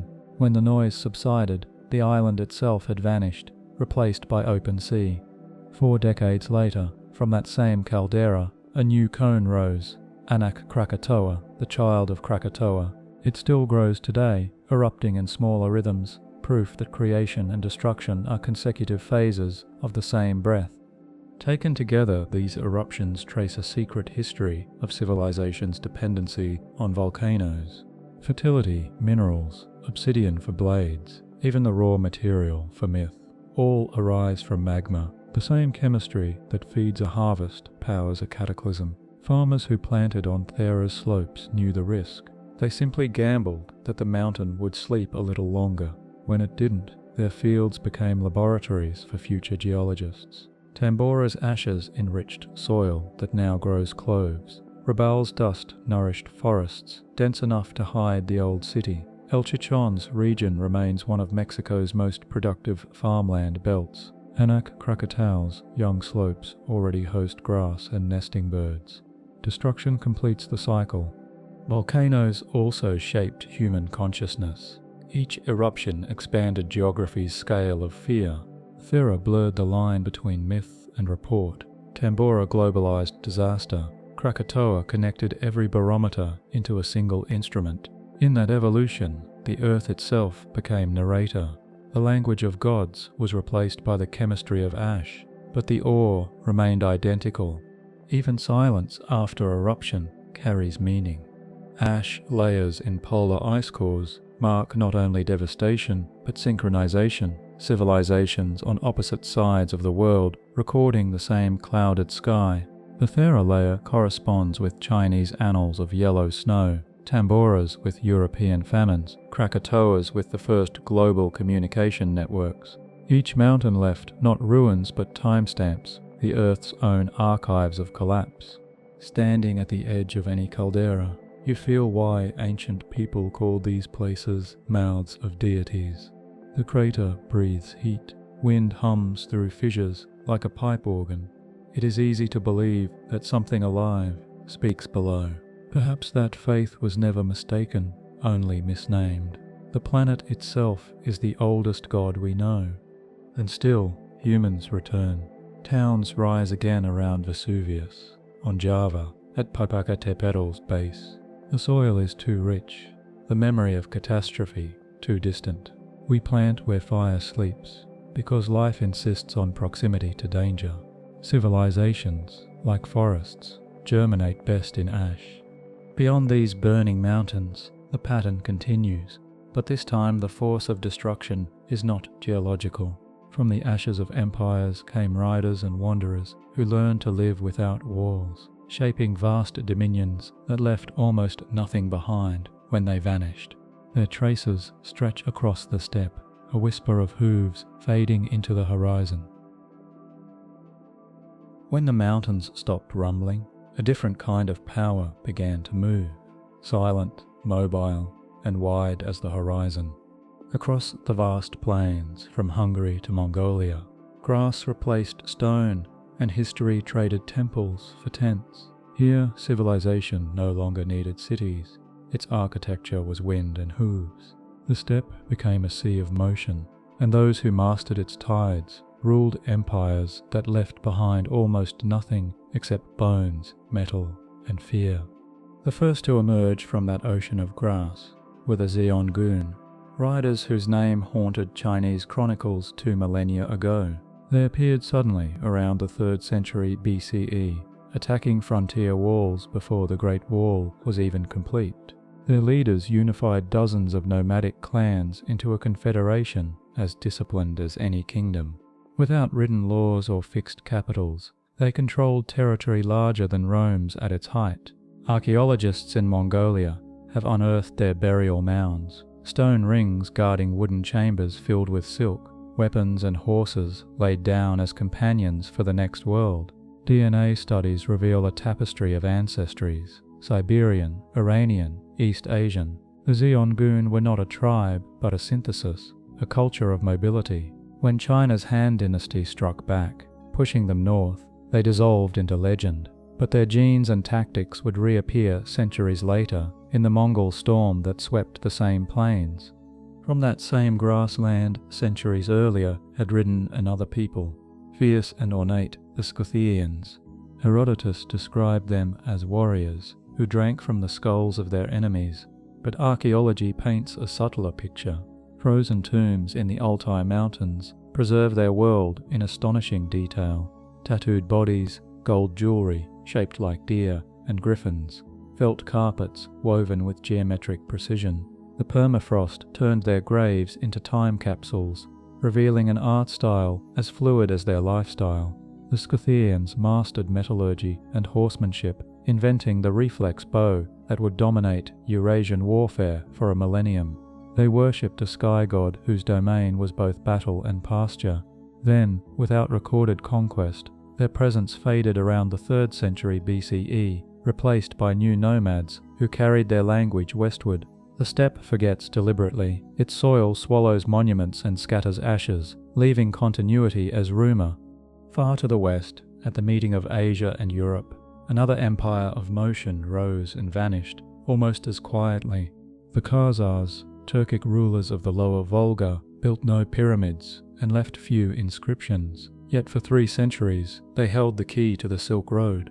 From their capital, Itil, they levied taxes on every caravan, moving between China, Byzantium, and a caliphate.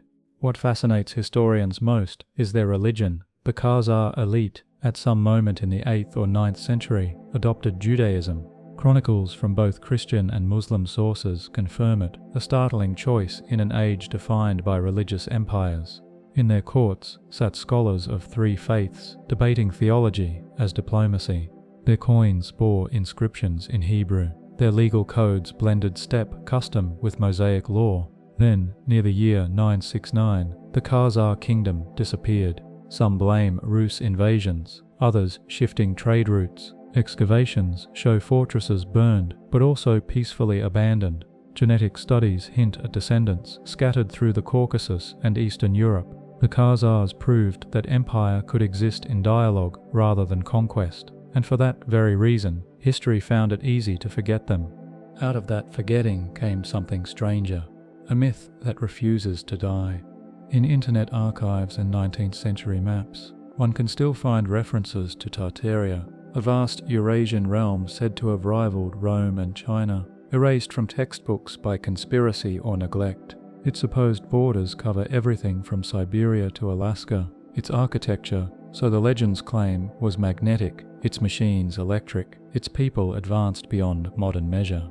Historians dismiss it as a fantasy born from misread cartography. Tartaria was merely a medieval term for unknown lands inhabited by the Tatars. Yet the myth persists because it fills the silence the steppe leaves behind. So few ruins remain that imagination moves in to occupy the space. The wind becomes the whispering voice of a lost super-civilization, proof that even in the digital age we still build myths to explain emptiness. What connects the Xiongnu, Scythians, Khazars, and even the phantom Tartars is a single refusal to be still. Their empires flowed rather than stood, defined by movement across borders that others tried to fix. They left their record in genes, trade routes, and oral tales instead of temples. Because of that, archaeology struggles to measure their scale. What cannot be fenced cannot be counted. Yet their influence radiates invisibly through history. The composite bow, the stirrup, the mounted courier system, all inventions of steppe minds, later adopted by sedentary empires. The landscapes they crossed bear no monuments, but endless subtle signs. Satellite imagery shows ancient corrals etched into Mongolian valleys, wagon tracks fossilized in Kazakh clay, faint rings where yurts once stood. Each mark is temporary yet collective, the handwriting of mobility. Even their graves follow geometry of the horizon, north-south alignments guiding the dead toward sunrise. Unlike the star cities that fixed heaven in stone, these peoples carried the stars with them, navigating by Polaris, teaching their children to measure distance by wind. To the sedentary civilizations around them, the nomads seemed apocalyptic, storms without address, yet trade flourished under their dominion. The Silk Road, often imagined as a chain of cities, was actually a steppe creation, safeguarded by riders who could cross half the world without dismounting. Peace along that corridor, the Pax Steppe, lasted centuries when their alliances held. When it fractured, caravans vanished, and cities at its edges, Samarkand, Nishapur, Kashgar, shrank like lungs losing air. Stability elsewhere depended on motion here. Their disappearance was gradual, almost molecular.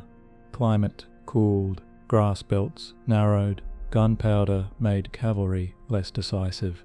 The steppe's language of hoofbeats faded beneath the industrial hum. By the 19th century, nomadism itself was being legislated out of existence. The world had chosen to settle, but fragments endure, words in Slavic and Persian tongues, motifs of winged deer on jewelry, bloodlines scattered from Hungary to Korea. The steppe, though silent, never stopped breathing.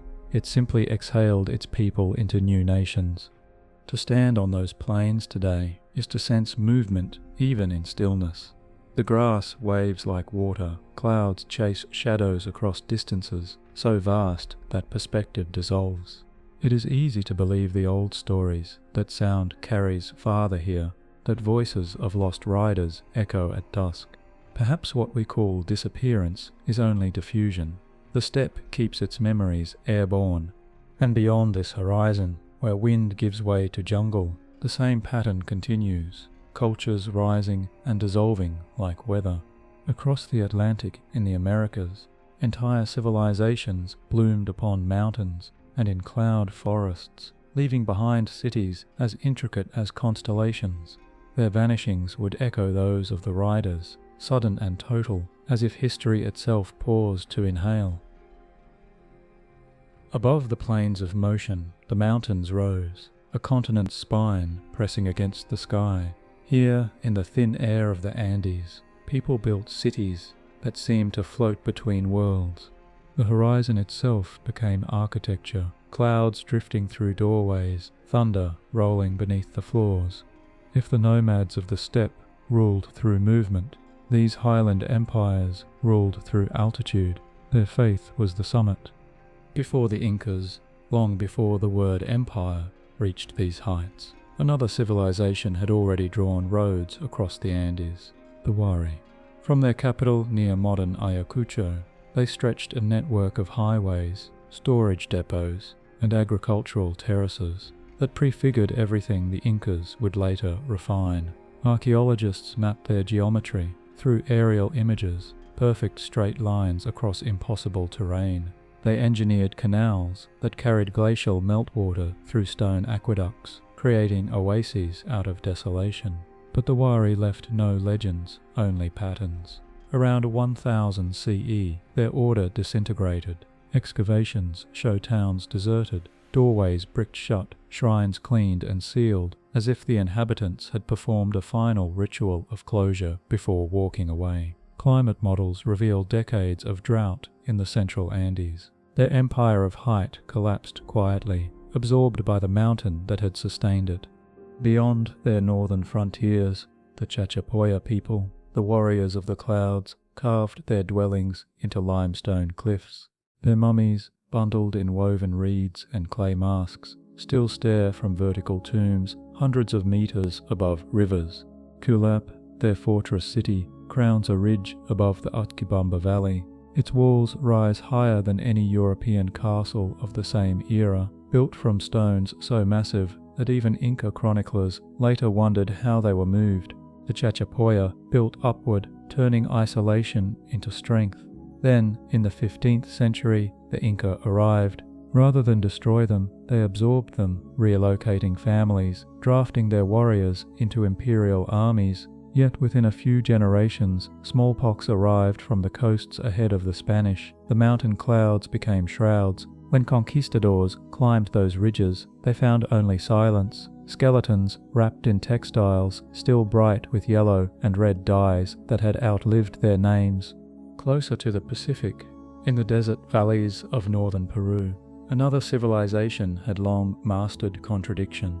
The Moche thrived where no rain should fall. Between 100 and 800 CE, they built pyramids of adobe along rivers that flowed only during short seasons. Their artisans worked gold into portraits, so lifelike that modern forensics can match them to actual skulls. They recorded their myths not in writing but in ceramics, scenes of ritual combat, sacrifice, and fertility rendered with unsettling precision. Excavations at Sipan revealed the tomb of a lord buried with warriors, llamas, and ornaments of turquoise and shell that came from faraway lands. Yet their cities show evidence of something darker, layers of destruction from El Niño floods alternating with drought. Archaeologists can read the panic in rebuilding patterns, walls hastily reinforced, temples buried under newer ones. When their water systems failed entirely, the Moche fragmented into rival cults. Their gods had promised control over nature. Nature answered with indifference. By the time the Inca rose in the 15th century, the lessons of those earlier empires lay beneath their feet. They inherited roads, terraces, and myths from Wari engineers and coastal artisans. In less than a century, they assembled the largest empire ever forged without the wheel or written script. Their world stretched from Ecuador to Chile, connected by the Capac Ñan, the royal highway spanning more than 30,000 kilometers. On those paths moved armies, merchants, and messengers carried by relay runners who could traverse hundreds of kilometers a day. The Inca did not invent their mountains, they organized them. Every altitude had its purpose. Maize at low valleys, potatoes higher up, llamas grazing on tundra. Cusco, their capital, was shaped like a puma, its tail the great temple of the sun. When the Spanish arrived, they mistook order for wealth, not realizing it was faith disguised as administration. Yet even the Inca, who seemed to command the sky, were undone, not by war, but by contagion. Smallpox spread faster than conquest. When Pizarro marched into the Andes, civil war had already split the empire between two brothers, each claiming divine right. The same roads that once carried food and messengers now carried death. Within decades, the empire that had aligned its streets to the solstice collapsed into colonial legend, but its geometry endured. Modern roads still follow their lines, and the terraces continue to catch rain as they did 5 centuries ago. At the highest edges of this world, where even Inca expansion hesitated, another mystery lingers in stone. Near the border of Peru and Ecuador stand ruins so old that their builders' names are gone, temples known as Cuelap, long attributed to the Chachapoya, but perhaps older still. The walls enclose hundreds of circular houses, each with symbolic reliefs of serpents and condors. When mist rolls through the fortress, its outlines dissolve, appearing and disappearing with the weather. Archaeologists date the first construction to around 500 CE. The design suggests not defense but ceremony. Narrow entrances, forcing single-file procession, platforms aligned to solstice sunsets. The people who once lived there vanished before any chronicler could record them. The forest reclaimed their terraces, orchids grew through the stairways. To climb Cuelap today is to walk through a breathing ruin, one that exhales fog and memory together. Across these high civilizations, altitude served as both sanctuary and sentence. The same distance from sea level that protected them from invaders also isolated them from allies. Droughts, disease, or political rupture turned fortresses into prisons. When the rains failed or strangers arrived, escape was difficult, yet their abandonment feels voluntary, almost ritualistic, cities sealed rather than destroyed, as though their builders knew that departure could preserve sanctity. Modern surveys reveal how interconnected these realms once were. DNA traces Andean populations, sharing ancestry from Colombia to Chile. Ceramics from coastal valleys appear in highland tombs hundreds of kilometers inland. Even their myths overlap. The sun born from a lake, the god Viracocha walking away across the sea. The mountains, once thought to divide, had been bridges. From orbit, the Andes still bear the marks of their labor. Terraces cascading like fingerprints, roads etched across ridges, lines visible only from the sky. Their geometry outlasted their gods. The mountains kept the memory of altitude, even when the people forgot. To descend from those peaks is to feel gravity return. The next vanished worlds lived closer to the horizon. Their cities carved not in rock, but in wood. Their empires traced not by roads, but by rivers. They built in the shadow of the equator, where humidity erases history faster than fire. There, in the green labyrinth of the Amazon and its neighboring forests, entire civilizations dissolved into vegetation, so dense that for centuries the world mistook them for wilderness. When the mountains ended, the forests began, an unbroken ocean of green that swallowed everything slower than it could grow. The air itself became architecture, layers upon layers of leaf and mist. Here, collapse looked different. It was not destruction, but digestion. The jungle never burned its cities, it absorbed them. For centuries, explorers believed the Amazon hid only wilderness. The soil seemed too poor, the canopy too vast for civilization. Then, from the air, new eyes began to see patterns, perfect circles, squares and causeways etched into the forest floor. Satellite imagery revealed hundreds of geoglyphs beneath the trees of Acre and Rondônia in western Brazil. Earthworks up to 300 meters wide, some aligned with solstice sunrise. When radiocarbon dated, they proved astonishingly old, built between 500 BCE and 1200 CE, long before the rainforest was thought habitable. The builders shaped ditches and embankments with geometric precision, creating ceremonial enclosures rather than fortifications. Pollen analysis showed maize, cassava, and fruit trees planted in deliberate orchards. The Amazon had not been virgin, it had been a garden.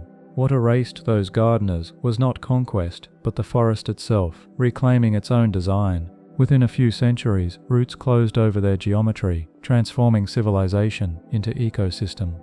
Farther east, at the mouth of the Great River, another culture turned flood into foundation. On Maraha Island, between river and sea, archaeologists uncovered vast earthen mounds, shaped like animals and spirals.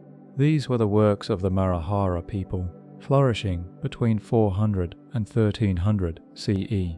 They built villages atop artificial hills to escape seasonal inundation, connecting them by raised roads and canals. Their pottery ranks among the finest of the pre-Columbian world. Delicate red and white designs depicting snakes, birds, and fertility spirits. Beneath each mound lay burials wrapped in ceramics painted with flowing patterns that seem almost modern. Yet by the time Europeans reached the Amazon, the island was empty. Analysis of sediment cores suggests a pattern of ecological overreach, deforestation for charcoal, depletion of fisheries, followed by retreat. The forest healed over their earthworks, the river blurred their boundaries, and memory washed away as easily as silt. West of there, in the Bolivian lowlands, the same pattern unfolded on a scale large enough to rival empires. In the Llanos de Mochos, a region once dismissed as swamp, LiDAR mapping has revealed entire networks of causeways, canals, and artificial mounds, cities built to float. Raised fields extended for kilometers, arranged in parallel lines visible only from the air. At the centers stood circular plazas, their edges planted with fruiting palms. Some structures date to 500 CE, others much earlier. This was no isolated tribe, but a civilization of engineers who turned floods into calendars. When Spanish chroniclers crossed the area in the 17th century, they noted abandoned roads disappearing into water, as if built by giants. By then, disease carried from the coast had already undone centuries of work. The same humidity that had sustained abundance also erased its architects. Today, when the rainy season returns, the outlines of their causeways reappear under shallow water like veins in a living body. Farther north, across the border into Guatemala and Mexico, the Maya forests of the Petén hold a second life of the same story. After the 9th century droughts that silenced their classic cities, new populations returned to the ruins centuries later. They built smaller settlements around the old temples, farming with milpa cycles that kept the canopy intact. Beneath that green ceiling, LiDAR now shows a hidden continent, over 60,000 undiscovered structures, terraces, reservoirs, causeways. The jungle had not devoured the Maya, it had become their disguise. Even after collapse, their descendants remained caretakers of the same land, adapting to its rhythm rather than fighting it. The forest, in return, preserved their architecture like lungs, protecting a heart. The result is a paradox. The most biologically rich region of Central America is also one of the most archaeologically dense, civilization and wilderness, indistinguishable. On the opposite side of the Pacific, another green labyrinth kept its own secrets. Deep in the rainforests of Borneo, among rivers that twist like vines, stand megaliths carved with human forms, spirals, and boats. The local Dayak people revere them as memorials, but carbon dating places some stones nearly 2,000 years old, long before current oral histories.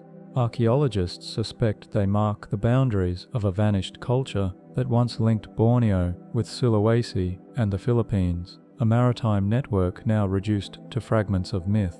The jungle covers everything except the stone's top edges, where moss grows in perfect concentric rings. When rainfall thickens, they gleam like green mirrors, faces of ancestors or gods looking back through time.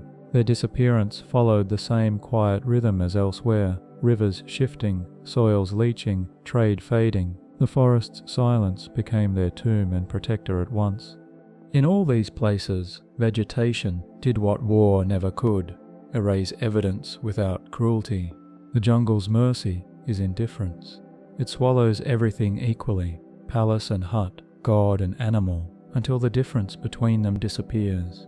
To outsiders, that erasure looked like absence. To the forest, it was balance restored. Only now, with satellites and sensors, does the outline re-emerge, showing that what we once called empty was actually the most inhabited biome on Earth. Even the soil tells the story. Terra preta, the dark earth found across the Amazon basin, is artificial, enriched by ancient peoples mixing charcoal, bone and compost to create self-renewing fertility. When these cultures vanished, the soil kept growing richer, expanding like a slow biological monument. Scientists still cannot replicate its exact chemistry. The forest carries within it a human fingerprint it no longer remembers. Everywhere, the same gentle paradox. The greener the land, the less its past survives. Stone endures in deserts. Life erases itself in rain. The cost of abundance is forgetfulness.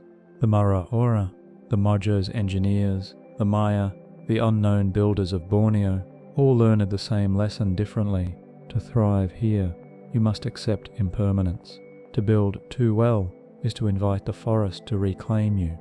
And yet their invisibility preserved them.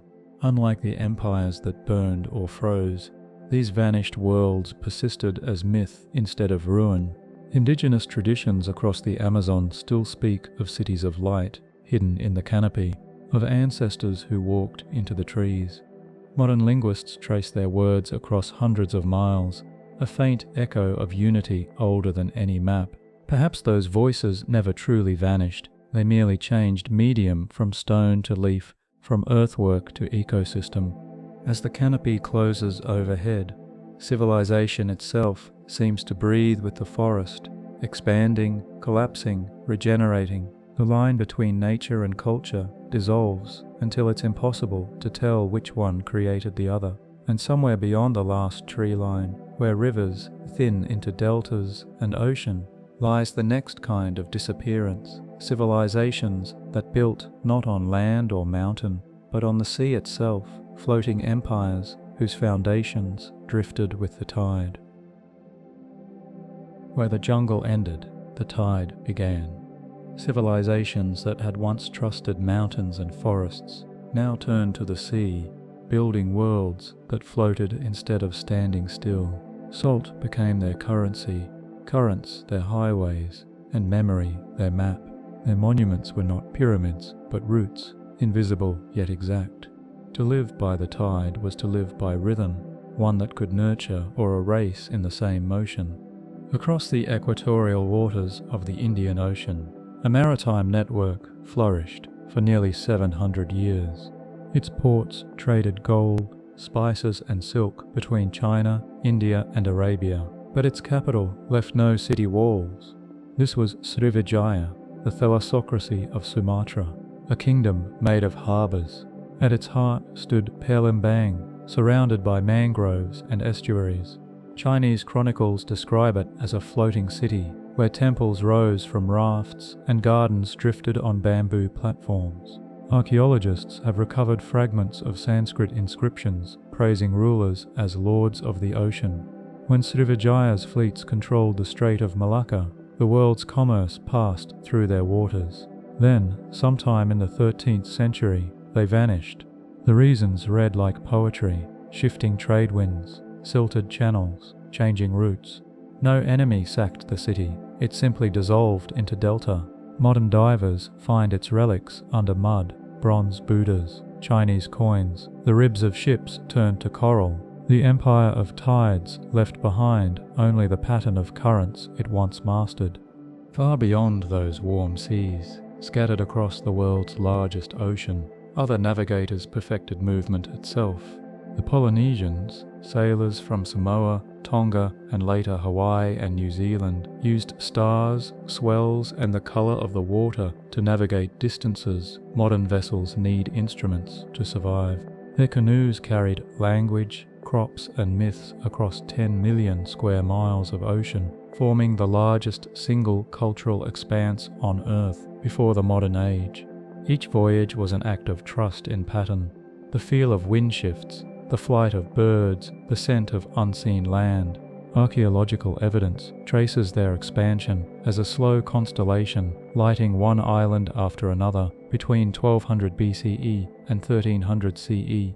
When Europeans encountered them, they marveled at the precision of people who could find a speck of coral in the middle of infinity. Yet many of those islands would later empty as quickly as they filled. Volcanic eruptions, drought, or simple overreach thinning populations. Their cities were not lost to battle, but to the same ocean that had once carried them. Today the stones of Rapa Nui's Moai stand like anchors holding memory against erosion. On another ocean's edge, facing the cold Pacific, the Chimu Kingdom built its capital from sand and salt. Chan Chan, near Peru's northern coast, was a city of adobe covering 20 square kilometers, the largest in pre-Columbian America. Its walls were carved with fish, waves and nets, a literal map of an empire tied to the sea. The Chimu engineered irrigation channels to green the desert and fleets of reed boats to harvest anchovy and shellfish. Goldsmiths worked metal so fine that Spanish chroniclers compared it to sunlight caught in motion. Then in the 15th century, the Inca advanced southward. The Chimu surrendered without resistance, perhaps recognizing the futility of defying mountains. But a greater tide followed, the arrival of Europeans, diseases and drought. Their capital, once shimmering with reflective pools, hardened into dust. The desert that had once been a canvas became a curtain, hiding the city until modern archaeologists brushed it open again. In Europe, another society discovered that the safest city is one that cannot be reached. The Venetians, long before Venice became marble, learned that survival could float. In the 5th century CE, refugees from barbarian invasions fled to the mudflats of the Adriatic, settling on small islands like Torcello and Murano. They drove wooden piles into the lagoon, creating platforms where churches and homes stood above the tides. Salt pans replaced farms, trade replaced war. For centuries their capital remained a whisper among reeds, a civilization built on hesitation, half land and half water. Eventually it grew into the Venice of later legend, but its earliest incarnation was fragile, amphibious, a deliberate bet on impermanence. When the mainland empires that threatened them crumbled, the lagoon endured. Its quiet rhythm proved stronger than fortresses. Even today, at low tide, Torcello's mosaic floors glimmer beneath shallow water, repeating the old lesson: cities built to float outlast those built to stand. Yet perhaps the most poetic of all sea-born ghosts lies where Nile meets Mediterranean. The ruins of Thonis Heracleion, rediscovered under 14 meters of silt, belonged once to Egypt's main harbour, before Alexandria. For centuries scholars doubted its existence, mistaking its name for myth. But divers found colossal statues still upright, ships stacked like shelves in the mud, coins and jewelry still bright with salt. The earthquake and flood that sank it around the 2nd century BCE sealed its details perfectly. Temple columns entwined with seaweed, amphorae filled with preserved seeds, anchors still tethered to nothing. Heracleion's rediscovery in the 2000s changed archaeology's sense of permanence. It proved that the ocean, given enough patience, can hide an entire world intact. When the divers turned off their lamps, phosphorescent plankton lit the statues from below, as if the city still remembered its festivals. These tidal civilizations share a single theology: movement as salvation. They placed their faith in rhythm, monsoon, trade wind, tide. The ocean was not boundary, but structure, a shape-shifting continent of its own. And yet when those rhythms changed, faith became vulnerability. Srivijaya's harbours filled with mud, Polynesian voyagers found their currents shifting, Chimu canals silted, Venetian lagoons receded, Heracleion drowned, the same element that connected them ultimately unmade them. Modern oceanographers trace their footprints through chemistry and coral. Layers of lead and copper in seabed cores mark centuries of trade. Tree rings from Pacific islands record the passing of El Niño cycles that ended settlements. Even plankton tell the story. carrying isotopes from ancient eruptions that reset global winds. The ocean keeps meticulous records, written not in ink but in salt ratios. There is something almost merciful about the sea's erasures. Unlike fire or war, water erases without malice. It submerges equally, wrapping ruin in cool anonymity. When divers lift relics from Heracleion or the coasts of Sumatra, the bronze gleams as though cast yesterday. The ocean destroys time, but not texture. It reminds us that disappearance need not mean decay. It can also mean preservation under pressure. To stand on any modern shore is to see their shadows. A Polynesian canoe's curve in a fishing boat's hull, a Chimu wave pattern echoed in textiles, a Venetian reflection shimmering on concrete pilings. The tide repeats its stories softly, reinventing them with every advance and retreat. Civilization, like the sea, never stands still, it just changes depth. And beyond these waters lies another frontier, not sea but ice. Far to the north and south, on continents locked in frost, traces remain of peoples who learned to shape life from cold itself. Their disappearance would be slower, quieter, as if the planet were inhaling before exhaling once more. When the oceans turned to frost, humanity followed the retreating tide into silence. At the edge of the known world, beneath auroras that ripple like breath, people built homes from snow and whalebone, raised altars from light itself. Here, collapse came not as fire or flood, but as cold, a slow tightening of time until motion froze. On Greenland's western coast, stone foundations lie half buried in tundra, the remains of Norse farms that once grazed cattle under a sun that barely rose. Around the year 985, Eric the Red led settlers from Iceland across the ice-choked sea, finding a narrow belt of green where fjords offered pasture. For 4 centuries they endured, raising churches and exporting walrus ivory to Europe. But the climate turned. By the 1400s, the Little Ice Age shortened summers and lengthened hunger. Seals migrated north, trade routes froze, and contact with Norway ceased. Archaeologists found the last farm abandoned with doors unbarred, livestock bones in the kitchen, no siege, no massacre. The settlers simply vanished, perhaps absorbed by Inuit neighbours, perhaps buried under snow still drifting through their doorways. Their disappearance marks the frontier's most enduring paradox, to reach a new world only to become its first ghost. The people who replaced them did not vanish, they moved with the ice. The Thule culture, ancestors of today's Inuit, emerged around the same centuries, mastering a technology the Norse never understood, the kayak and the dog sled. Their villages stretched from Alaska to Greenland, a network of igloos and sod houses, connected by memory rather than map. They hunted whales with toggling harpoons, stored light in lamps of carved soapstone, and navigated by wind and star. When climate worsened, they adapted by becoming nomadic, following the ice instead of fighting it. To them, motion was permanence. Their collapse, when it came, was not extinction but transformation. The same people continued under new names. Modern DNA links them to communities still living along those same fjords, proving that endurance can disguise itself as disappearance. Beneath the permafrost of western Greenland, scientists discovered traces of a still older world, the Sakok culture, dating back nearly 4,000 years. From tools and hair strands preserved in ice, geneticists reconstructed the face of a man whose people hunted seals long before the Thule or Norse arrived. Their technology was simple, stone blades, skin tents, but their survival was mathematical. Precise timing of migrations, perfect understanding of melting patterns. Then around 1800 BCE, their camps emptied. No battle, no catastrophe, only silence. Perhaps as warming turned their frozen hunting grounds to mud. They left behind nothing that could rot and nothing that could speak, only footprints pressed into what is now glacier. Their rediscovery in DNA fragments reminds us that even complete disappearance can leave a code waiting for light.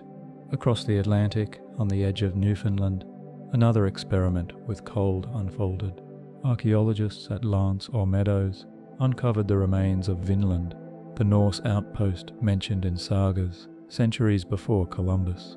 The long houses built of sod and timber match those of Greenland's settlers, complete with iron-working hearths, the first European metal found in the Americas. Yet the site shows brief occupation, perhaps only a generation.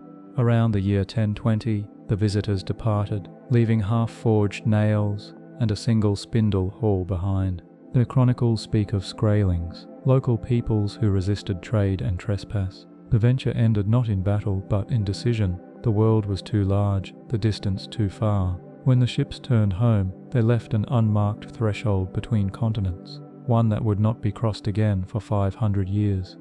Farther north and east, beyond the reach of any sea route, another people made peace with winter.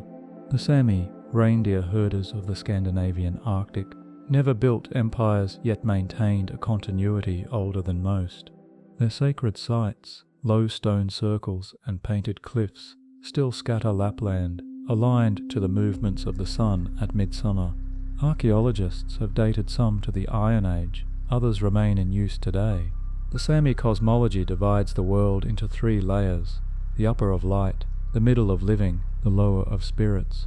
During Christianization, many shrines were buried or abandoned, their idols hidden in moss or lakes. In those absences, we read another form of disappearance, not the fall of a civilization, but the retreat of a worldview.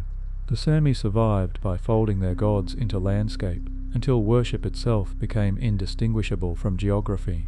Across these frozen worlds, survival meant listening. The Norse measured weather with prayer, the Thule read snowflakes like script, the Sarkak mapped wind by smell. To live here was to accept that nature's voice never paused, only shifted tone. Collapse, when it arrived, was simply a failure of translation, a misreading of what the ice was saying. Modern climate science uses ice cores to trace their stories backward. Layers of trapped air reveal centuries of famine, volcanic ash, and solar minima. The record of human endurance is literally written in bubbles. The Greenland ice sheet carries traces of medieval charcoal from Norse hearths, then none at all after 1400. The silence of carbon in those layers is the silence of absence. Yet in the uppermost strata, faint traces of jet fuel appear, a reminder that humanity always returns to its borders, even if by air instead of ore. In the Arctic, time moves differently. Decay is arrested, bones last millennia. Wooden tools remain sharp enough to use. The line between artifact and inhabitant blurs. A snow-covered ruin may belong to 1,000 years ago, or last winter. That ambiguity protects memory. Where fire civilizations burned and jungle ones rotted, ice holds on. The human imagination keeps returning to this stillness. The idea of the last frontier repeats the same allure that drew the Norse and the Thule. The belief that beyond the edge lies purity, rebirth. Yet every expedition ends the same way, with footprints filling with snow. Cold has no interest in conquest. Even now, as warming reverses the ancient freeze, the ice releases what it once claimed: tools, carvings, seeds, even entire bodies. The past emerges like a slow exhalation. Archaeologists race to record sites before they melt. Aware that the world's oldest museum is melting from within, civilizations that once vanished under snow return only to vanish again underwater. The kingdoms of ice prove the same rule the sea had already written. Impermanence is the planet's equilibrium. To endure, you must move. To remain still is to be preserved only in absence. The next world to test that rule would rise far from glaciers, in deserts where rivers forgot their courses, and sand became both scripture and executioner. When the ice retreated, its silence turned to heat. Where glaciers had preserved memory, the desert erased it. Yet beneath every dune lies a trace: fossilized watercourses, walls of brick baked to stone, inscriptions carved by those who refused to call the desert empty. These were the civilizations that built not beside rivers, but around their ghosts. Deep in the heart of the Sahara, under sand that once formed a seabed, archaeologists uncovered concentric walls of stone surrounding dry wells. This was Garama, capital of the Garamantes, a people the Romans described as phantoms of the desert. 2,000 years ago, they turned one of Earth's harshest regions into a garden, using an underground irrigation system called Fogaraza, narrow tunnels channeling fossil water from aquifers. They cultivated date palms and wheat across hundreds of square kilometers. Satellite images now reveal hundreds of those channels, still tracing the landscape like veins. For centuries, caravans laden with gold, slaves and salt passed through their oases on the way from sub-Saharan Africa to the Mediterranean. Then, around the 5th century CE, the aquifers began to fail. Without water, their fields died, and their roads disappeared beneath dunes. The sand preserved the ruins, but not the names of their engineers. Even Rome, which once feared them, forgot them entirely. Only the wind remembers where the water once ran. To the east, across the red desert of Arabia, the Nabateans, builders of Petra, had left smaller outposts that survived long after the capital fell. Carved into rock near Madain Saleh and Al-Ula, their tombs still stand immaculate, their inscriptions precise as freshly etched copper. The Nabateans had followed the same logic as the Garamantes: control water and you control life. Their cisterns collected every drop of rain, feeding hidden gardens within canyons. When Rome absorbed their territory in the 1st century CE, their trade routes shifted and the desert reclaimed its silence. Excavations show no siege layers, only sand slowly filling doorways. Yet every century, the carvings reappear, the sun polishing their facades anew. The desert's cruelty is paradoxical. It buries, but it also preserves. The Nabateans vanish only to be rediscovered again and again, each time more intact than those who find them. Farther south, beyond the dunes of Oman, lies another network of mirages turned real. The Bedouin call it Wabar, or sometimes Iram, of the Pillars, the city that the Quran says defied God and was buried under sand as punishment. In the 1990s, satellite mapping identified glassy craters fused from sand into silica, evidence of an ancient meteor impact. Nearby stood ruins of stone towers once mistaken for natural formations. These belong to one of Ubar's sister settlements, trading centers along the old frankincense route. Their wells extend dozens of meters deep, lined with blocks that still bear rope grooves from ancient pulleys. When the climate shifted and caravans dwindled, the sand filled them in a single generation. Modern explorers pulling up pottery shards from that depth find them warm to the touch, as if the desert itself still glowed from the day it sealed them. Along the Nile's forgotten eastern branch, the kingdoms of Nubia built their capitals where Egypt's river once split and wandered. From Napata to Meroe, pyramids smaller but steeper than Giza still punctuate the desert, each belonging to kings who saw themselves as heirs to both Africa and the pharaohs. Their artisans cast iron centuries before Europe's industrial age. Their queens, Candace, ruled armies that once repelled Roman invasion. But the desert moves faster than politics.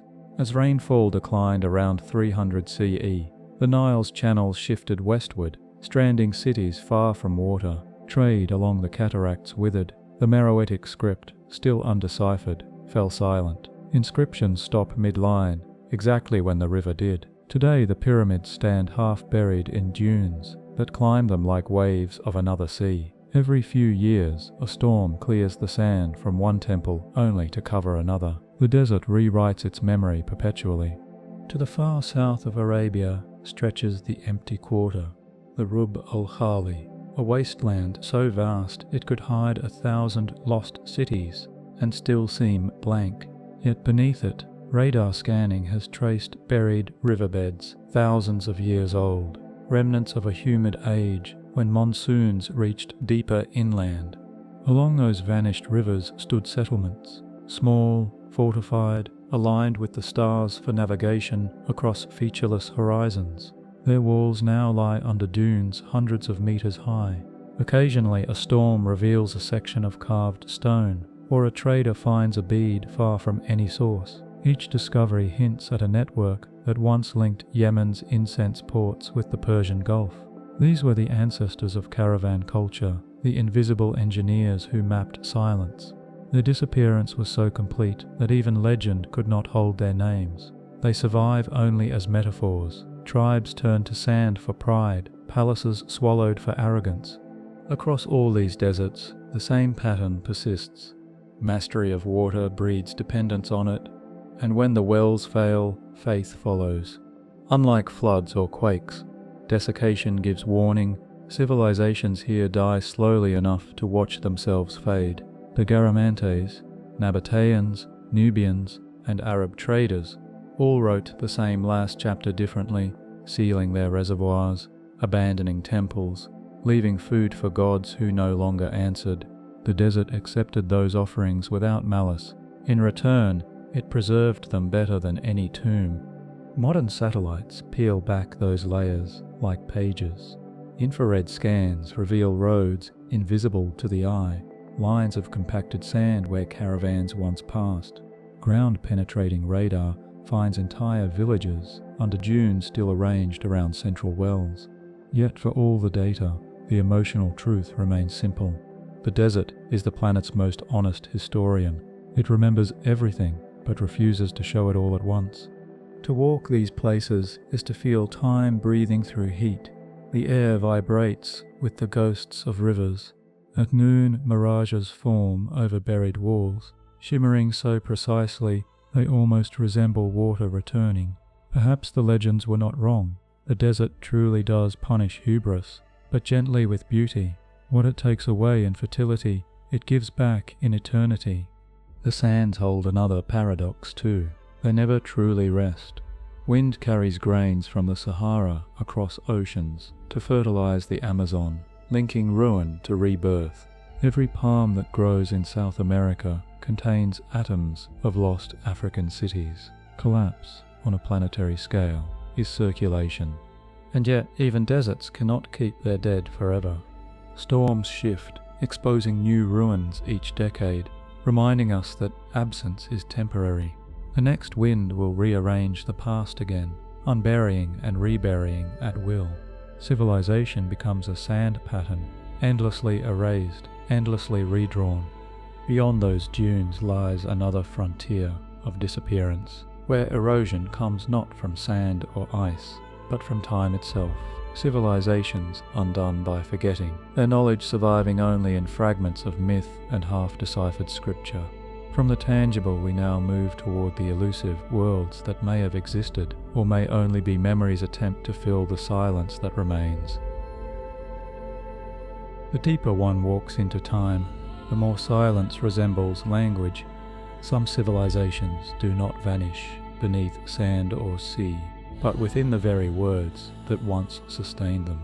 They leave behind cities still standing, pottery still painted, but no voice to explain what any of it meant. Their ruins are legible, their meaning is not. And that form of disappearance, forgetting, can outlast any flood. Along the dry riverbeds of modern Pakistan and northwest India stretch the bones of the Indus Valley civilization, once among the largest urban networks in history. From 2600 to 1900 BCE, its cities, Harappa, Mohenjo-Daro, Dholavira, glowed with order. Streets ran in perfect grids, drainage systems carried waste beneath pavements, standardized weights regulated trade across thousands of kilometers. They traded with Mesopotamia, mined lapis from Afghanistan, and smelted copper with engineering precision. Yet not a single readable sentence of their writing has survived comprehension. Thousands of seals carved with short inscriptions, tiny animals, abstract signs, speak in a language no one understands. Scholars have tried to connect it to early Dravidian, to lost Sumerian branches, even to pictographic shorthand, but the key refuses to turn. When their river, the Sarasvati, dried or shifted course, their cities emptied in quiet sequence. No palaces, no royal tombs, no war layers, only uniformity fading into absence. The Indus world ended not in fire, but in amnesia, half a planet away, on the humid Gulf Coast of Mesoamerica. Colossal heads carved from basalt gaze toward jungles that reclaimed their builders. These are the Olmecs, whose culture predates the Maya by centuries. They invented ritual bloodletting, practiced precise astronomy, and sculpted monuments weighing up to 40 tons. Their art shows jaguar deities, plumed serpents, and rulers wearing helmets like meteorites, motifs that echo through later Mesoamerican civilizations, as if passed down from a vanished script. Yet their language too is lost. Glyphs found at Cascajal may represent one of the earliest writing systems in the Americas, but their meaning remains opaque. We know they played ritual ball games, traded obsidian, and worshipped in pyramids aligned to solstice dawns. We do not know their names for sky or death. The Olmecs disappeared around 400 BCE, perhaps due to volcanic disruption or internal decline, leaving behind the template for all who followed, a memory that became origin myth. In the Mediterranean, among vineyards and volcanic lakes, another voice fell silent, the Etruscans of Italy. Before Rome, their cities, Veii, Tarquinia, Cerveteri, flourished in a league of trade and art. Their tombs, painted with banquets and dances, reveal a society of refinement and symmetry. Women held public power. Diviners read the will of gods in lightning and the entrails of birds. The Romans borrowed their alphabet, their architecture, even their gods, yet could not preserve their tongue. Thousands of inscriptions survive on mirrors, urns, and stone, but the grammar eludes full translation. We can pronounce the words but not grasp them. Their literature, once famed, burned in the libraries of empire. What remains are shadows, the Romans themselves, inheritors who forgot their teachers. Each Latin word hides an echo of an older one, now untraceable. The Etruscans did not vanish. They were absorbed into the very civilization that forgot them. Far across the Pacific, on the small volcanic island of Rapa Nui, a similar silence took form in wood. The Rongorongo script, carved on tablets and staffs, records the only known written language of Polynesia. 19th century missionaries found it already obsolete, the last readers dead or unwilling to speak. The glyphs stylized humans, fish, birds, flow in alternating directions, a pattern called reverse boustrophedon, like ploughing fields of meaning back and forth. Linguists have identified repetitions that resemble genealogies or chants, but no complete translation exists. The island's history collapsed under ecological strain and colonial violence, yet its writing survived, unreadable, indestructible, mocking comprehension. Each tablet is a brain turned to wood, memory without a mind. These four worlds never met, yet their disappearances form a chorus. All mastered complexity, all encoded it in systems that outlasted understanding. When those systems broke, their achievements became riddles. The Indus cities lost their grammar, the Olmecs, their symbols, the Etruscans, their syntax, Rapa Nui, its cadence. What unites them is not ruin, but the persistence of unread messages. They remind us that civilization depends as much on translation as on survival. To endure physically is one thing, to remain interpretable is another. Modern science tries to reopen these conversations. Artificial intelligence models now compare Indus symbols to linguistic databases, seeking statistical hints of structure. Infrared imaging reads faded pigment in Etruscan tombs, revealing phrases like life eternal beside scenes of feasting. Digital scanning reconstructs Olmec monuments from fragments, discovering alignments to Venus and solar cycles that imply a mathematical language of its own. On Rapa Nui, researchers record chants passed down through oral tradition, searching for echoes of the lost script in surviving hymns. Yet each discovery widens the mystery. The closer we come to understanding, the more we sense how much thought can vanish without trace. Forgetting is not emptiness, it is transformation. A language lost still shapes the tongue that replaces it. The Etruscan goddess Uni becomes the Roman Juno. Olmec jaguars morph into Maya sunlords. Indus drainage systems inspire modern urban planning through rediscovery. Even the undeciphered teaches by absence, proof that order once existed beyond our reach. The fragments resist finality. What's unsettling is how easily this form of disappearance could happen again. Modern civilization writes in code as opaque as any seal or glyph, data stored on fragile media, languages disappearing every month. Our future archaeologists may find our own inscriptions equally silent. The Indus seals could be warnings disguised as art. The more efficiently a society communicates, the faster it can forget how. In the deserts of memory, loss is never total. Every time a scholar traces a curve of Etruscan script or a Polynesian glyph, thought momentarily revives across millennia. The act of decipherment becomes resurrection, even if incomplete. Civilizations that vanish through forgetting do not die. They sleep, waiting for someone to remember the sound of their silence. Beyond these quiet enigmas lies a darker threshold. Worlds that left no writing at all, only myths, oral echoes of places whose existence hovers between fact and legend. Their ruins, if they ever existed, lie buried under oceans or continents shifted by time. The next vanishings belong to the half-remembered civilizations that may have walked the earth or may have been our first attempts to explain the spaces where history refuses to speak. When language disappears, legend takes its place. Human memory resists silence. It invents echoes to fill the gaps. The oldest stories speak of lands that once stood where oceans now move, civilizations so radiant they had to vanish to remain believable. Whether these were histories or metaphors, the pattern repeats. Paradise sinks, survivors scatter, memory reshapes itself into myth. The first and most enduring of these ghosts is Atlantis. In Plato's dialogues Timaeus and Critias, written around 360 BCE, he describes a vast island beyond the Pillars of Heracles, larger than Libya and Asia combined, ruled by kings who forgot virtue for greed.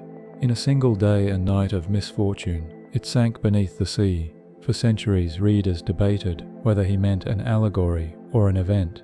Then, in the 19th century, geology discovered that islands could in fact vanish. Earthquakes, tsunamis, and subsidence shaping coasts overnight.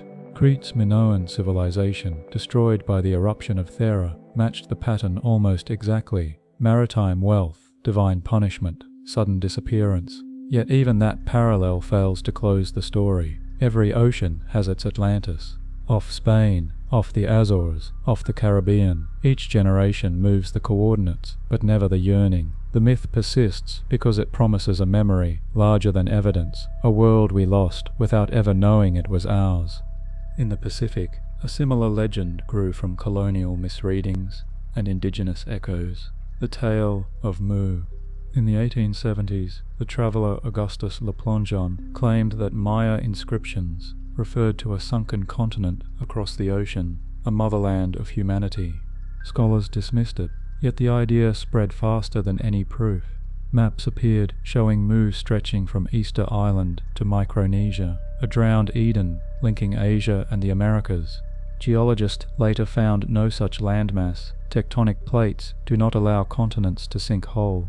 And yet, deep-sea mapping around the Pacific reveals plateaus and submerged volcanoes, the Emperor Seamount Chain, the Ontong Java Plateau, traces of ancient crust swallowed by subduction.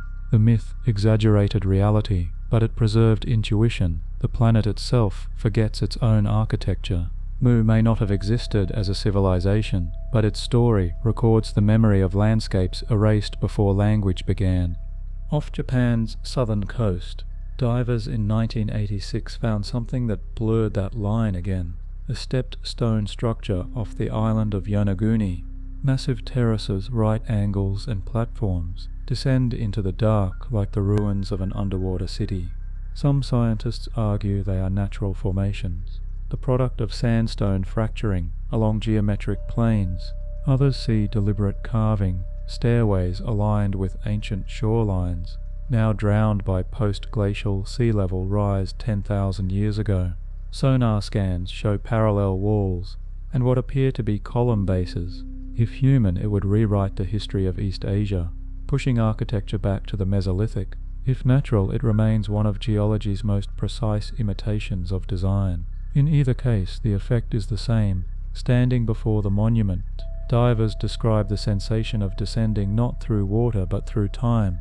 Beneath Europe's cold waves lies another vanished world, Doggerland, the drowned bridge between Britain and the continent. At the end of the last ice age, around 10,000 BCE, this low plain stretched from the Netherlands to eastern England, crossed by rivers and forests. Mesolithic hunters roamed there, leaving tools now dredged from the seafloor by fishing nets. Rising seas slowly consumed the land until around 6200 BCE, a tsunami triggered by the Storegga slide off Norway completed its erasure. Within days, thousands of square kilometers disappeared. Archaeologists have mapped former coastlines and peat beds preserved beneath sediment. They call it the Atlantis of the North.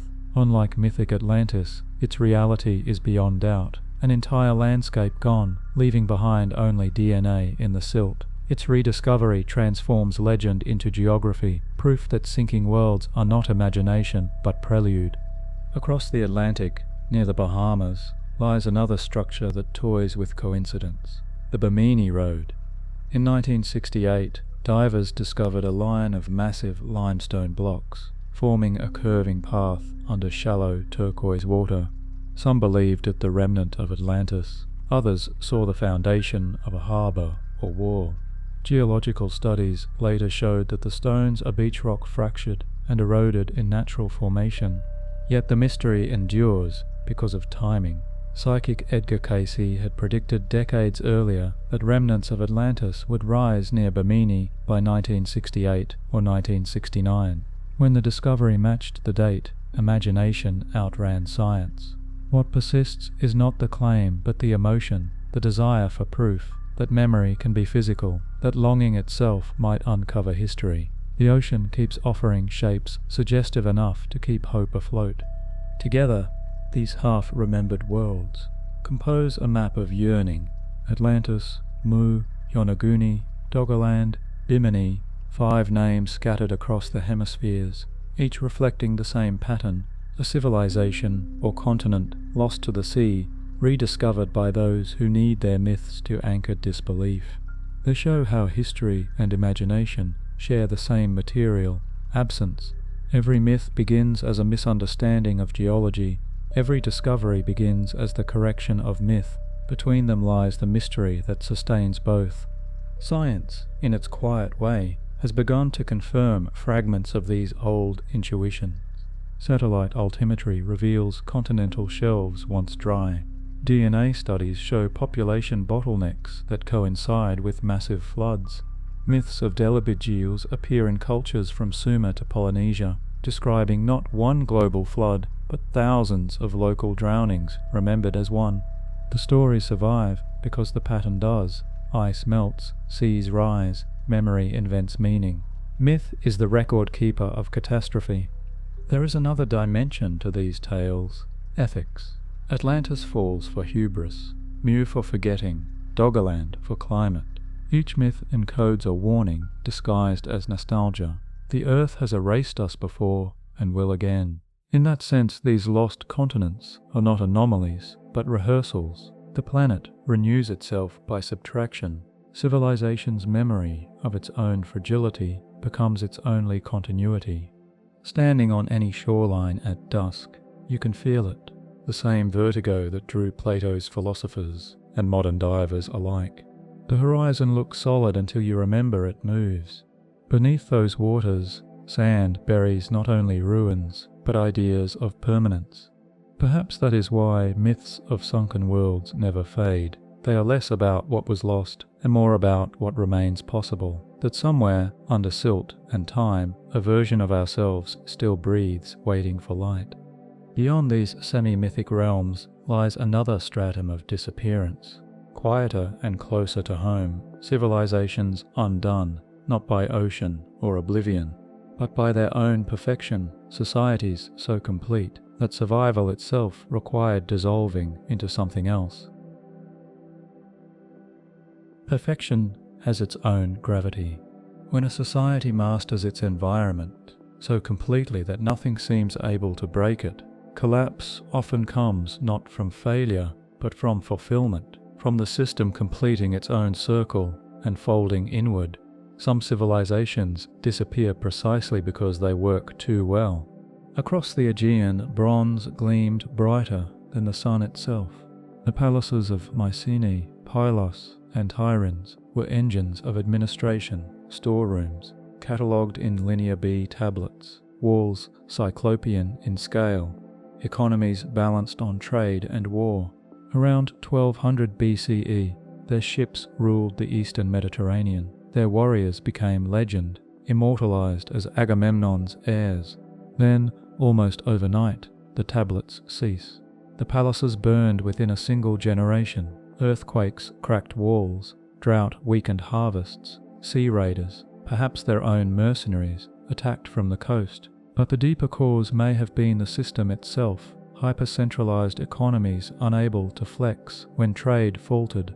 Excavations at Pylos show storerooms overflowing with goods that could no longer be moved, an empire suffocating under its own efficiency. The survivors scattered into small villages, giving rise to the Greek Dark Age. Even myth, that most resilient of architectures, preserved the trauma. Homer's heroes returning home to ruins. The perfection of order had invited entropy. Eastward on the Anatolian plateau, the Hittites built a bureaucracy of stone and fire. Their capital, Hattusa, encircled by walls 7 kilometers long, housed archives of 25,000 clay tablets. These tablets record treaties, rituals, grain counts, a civilization of memory, so meticulous it seems indestructible. Yet around 1190 BCE, just as Mycenae fell, Hattusa emptied. Burn layers mark a final conflagration, but what followed was stranger, silence so absolute that even the survivors left no successor. For centuries the Hittites existed only in the Bible's brief mention, until the tablets were deciphered in the 20th century. They had mastered diplomacy, metallurgy, and law. They collapsed anyway. Archaeologists now suspect a cascade, climate stress, famine, rebellions, and the same trade collapse that struck Greece. But reading those tablets, one senses another cause, a system too confident in its own permanence. Every problem had a protocol, every god a ceremony. When crisis arrived that fit no precedent, bureaucracy became paralysis, perfection left no room for improvisation. Far to the south, another civilization mirrored that precision with water instead of bronze. At Angkor, capital of the Khmer Empire, reservoirs and canals stretched over 1,000 square kilometers, a hydraulic web feeding rice for 1 million people. From the air, it looks like circuitry, an engineered organism breathing through flood and drought. For centuries it balanced perfectly. Then the climate wavered. Monsoons intensified, followed by decades of dryness. The canals clogged with silt, the great barais cracked. Repair crews dug deeper channels that only hastened collapse. LIDAR mapping shows late-period attempts to rebuild, feverish expansions of infrastructure. At the moment it was failing. Perfection had become obsession. By the 15th century, the city was abandoned, its stone causeways consumed by jungle roots that now mimic the pattern of lost water. Angkor's disappearance was not destruction, but exhaustion, the cost of maintaining equilibrium when equilibrium itself had changed. On another continent, high above Africa's southeastern plains, the granite ruins of Great Zimbabwe still dominate the horizon. Its elliptical walls, built without mortar, curve like waves of stone, enclosing passages so narrow that sound reverberates in whispers. Between the 11th and 15th centuries, this was the capital of a trading empire, linking inland gold mines to the Swahili coast and, through them, to Arabia and China. Glass beads and porcelain shards found within its enclosures prove global reach. Its architecture, precision without adornment, spoke of confidence, walls built for ceremony rather than defense, geometry for beauty's sake alone. When Portuguese chroniclers heard of it in the 16th century, they could scarcely believe Africans had built it. They invented legends of foreign builders. In truth, it was local genius, a mastery of environment and trade. Its decline, as always, came with overextension, deforestation for smelting, depletion of grazing land, shifts in trade routes, all symptoms of success exceeding sustainability. The city was gradually abandoned, leaving behind perfection's husk, flawless masonry containing only wind.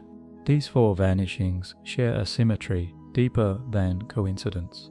Mycenae, Hattusa, Angkor, Zimbabwe, each reached an apex of integration. Each fell not to conquest but to complexity.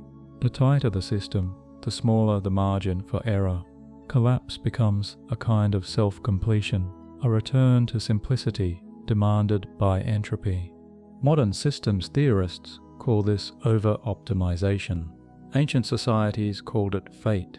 The Mycenaeans sacrificed to Poseidon for safe passage, the Hittites to storm gods for rain, the Khmer to deified kings for balance, the Zimbabweans to ancestors for prosperity. In every case, prayer tried to manage risk when infrastructure could not. Faith was the last form of adaptability.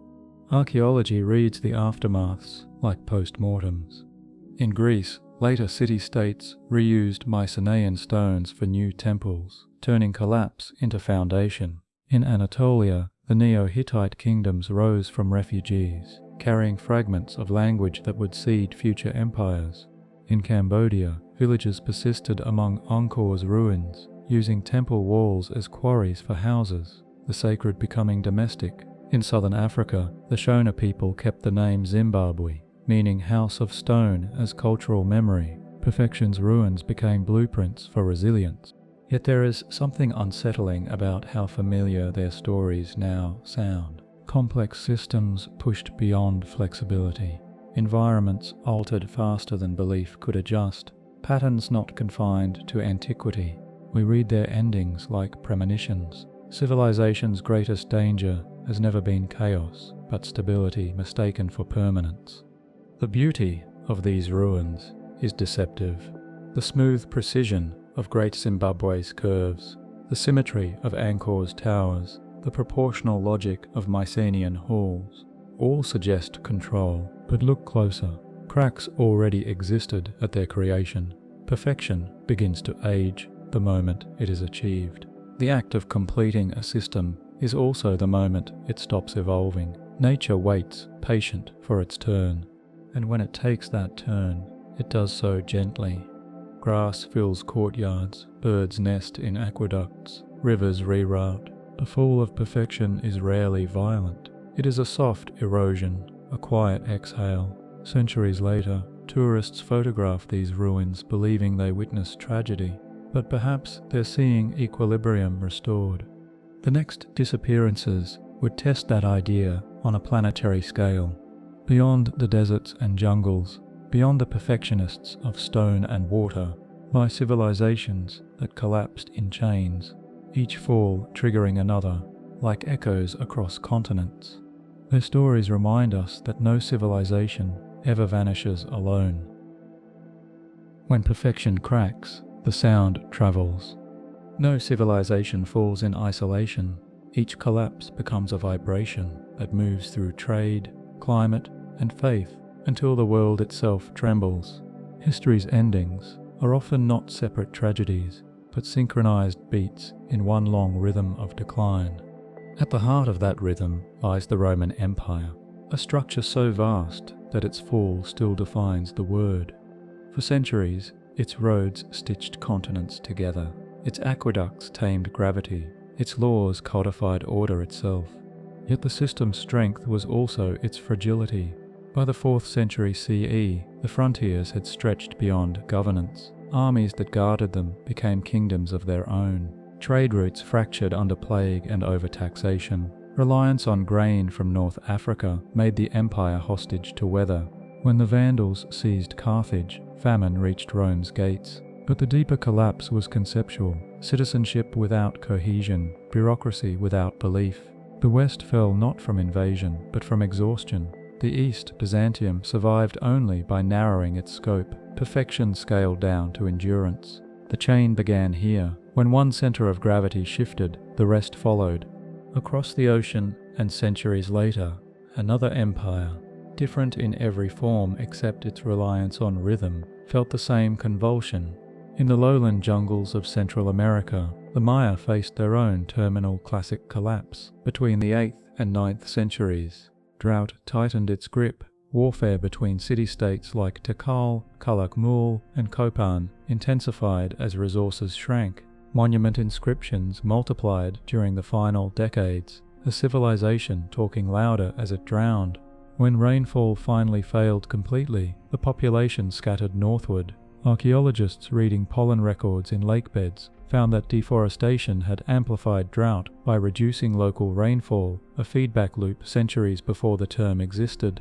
The chain linking Rome and the Maya was not cultural but climatic. Global temperature dips and volcanic aerosols traceable in the same ice cores. Two worlds apart, one sky connecting them through the chemistry of decline. Meanwhile, on the other side of Eurasia, a different empire began to fracture from its own heartbeat. The Tang dynasty of China, glittering with poetry, cosmopolitan trade, and porcelain, faced its turning point in the An Lushan rebellion of 700. What began as a general's revolt became one of history's bloodiest civil wars. Killing perhaps 30 million, the aftermath broke the central authority. Provinces became semi-independent, the Silk Road decayed under raids, and the economy turned inward. Yet the Tang collapse also rippled westward. With China's withdrawal from Central Asia, trade routes through Samarkand and Bukhara faltered, stranding merchants, starving cities, and reducing the flow of silver that had fueled Mediterranean economies. Historians now see this as an early instance of systemic collapse, a domino effect, stretching from the Pacific to the Atlantic, triggered by one empire's heartbeat gone irregular. In Africa, another empire heard that echo centuries later. The Mali Empire, whose caravans of gold and salt made it the richest state of the 14th century, rose on networks as fragile as Rome's roads or the Tang's caravans. Its wealth depended on the Niger River's seasonal rhythm and the trans-Saharan routes linking to North Africa. When the river changed course and new trade ports rose on the Atlantic, Mali's capital, Niani, lost its pulse. Internal disputes fractured provinces. Successors, Songhai, then Morocco's armies, absorbed its territory. Yet even in ruin, its legend persisted. The story of Mansa Musa's pilgrimage to Mecca, carrying so much gold it deflated economies, remained an echo of abundance long after the empire itself was dust. In that echo lies the same paradox. Prosperity creates weight, and weight eventually pulls downward. Across the American Southwest, far from Africa's gold and Asia's silk, another network dissolved under its own interdependence. The ancestral Puebloans, whose cities in Chaco Canyon had once aligned perfectly with celestial cycles, entered their final migration in the 13th century. Drought returned, maize yields fell, and the delicate web of trade that connected hundreds of communities unraveled. When Chaco was abandoned, its influence moved north to Mesa Verde, then again to the Rio Grande Pueblos, a slow ripple rather than an explosion. Oral histories describe this not as collapse but as transformation. The people moved with the sun, yet in global terms the pattern matched Rome, the Maya, and Mali, the simultaneous contraction of complexity across continents. Climate data confirm that all these worlds shared the same crisis between 1200 and 1300 CE. Megadrought in the Americas, cooling in Europe, famine in Africa and Asia. The planet itself was the final participant in the chain. From a distance, these collapses seem unconnected, but trace the evidence: ash in Greenland, tree rings in Ireland, coral records in the Pacific, and the timeline aligns. The Earth, in its own slow language, was orchestrating a reset when volcanoes in Indonesia and Alaska dimmed sunlight, harvests failed from China to Peru, rivers shrank, kingdoms cracked, migrations began. Civilization's fragility was revealed not in war, but in weather. And yet, amid all this unraveling, something astonishing happened. The memory of connection survived even as the connections themselves broke. When Rome fell, monks preserved its texts. when the Tang collapsed, poets carried its rhythms into new dynasties. When the Maya scattered, their calendar endured. When Mali waned, its oral historians, griots, kept the lineage of kings alive through song. Even the Pueblo migrations wove memory into movement. Every new village carried the stories of the last. Collapse did not erase continuity, it transformed its medium. Modern scholars call this resilient memory, the ability of a culture to transmit meaning without infrastructure. It is what allowed fragments of lore, art, and cosmology to leap across centuries and continents, surviving even when their creators did not. Civilization's true strength, it seems, is not its monuments but its metaphors. If one listens carefully, the rhythm of collapse begins to sound less like destruction and more like respiration. Empires inhale, expanding, connecting, codifying, then exhale, releasing what can no longer be sustained. The chain of collapse is also the chain of inheritance. The ashes of Rome fertilized medieval Europe.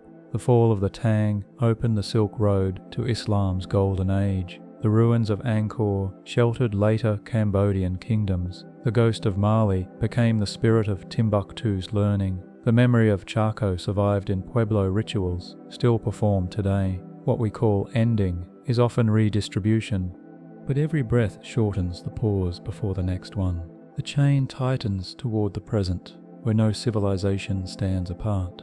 Our networks are global, our dependencies planetary. The pattern has grown seamless, so much so that when collapse returns, it will not travel, it will happen everywhere at once. History's rhythm is accelerating, and still the final section waits. Beyond this chain lies the quiet aftershock, where humanity looks back at all its vanished reflections and realizes the oldest mystery of all: nothing truly disappears, it only changes its form. When everything ends, silence begins, but it never stays empty. Across ruins old and new, absence behaves like another kind of architecture, reshaping what survives into forms that memory alone can inhabit. The final mystery of vanished civilizations is not why they fell, but why they keep returning inside our cities, our machines, our myths. The pattern never stopped, it only changed scale. On a remote triangle of volcanic rock in the Pacific, the people of Rapa Nui built faces larger than themselves.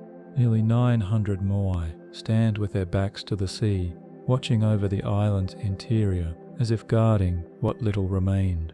For centuries, they embodied balance, stone ancestors ensuring fertility in a fragile environment.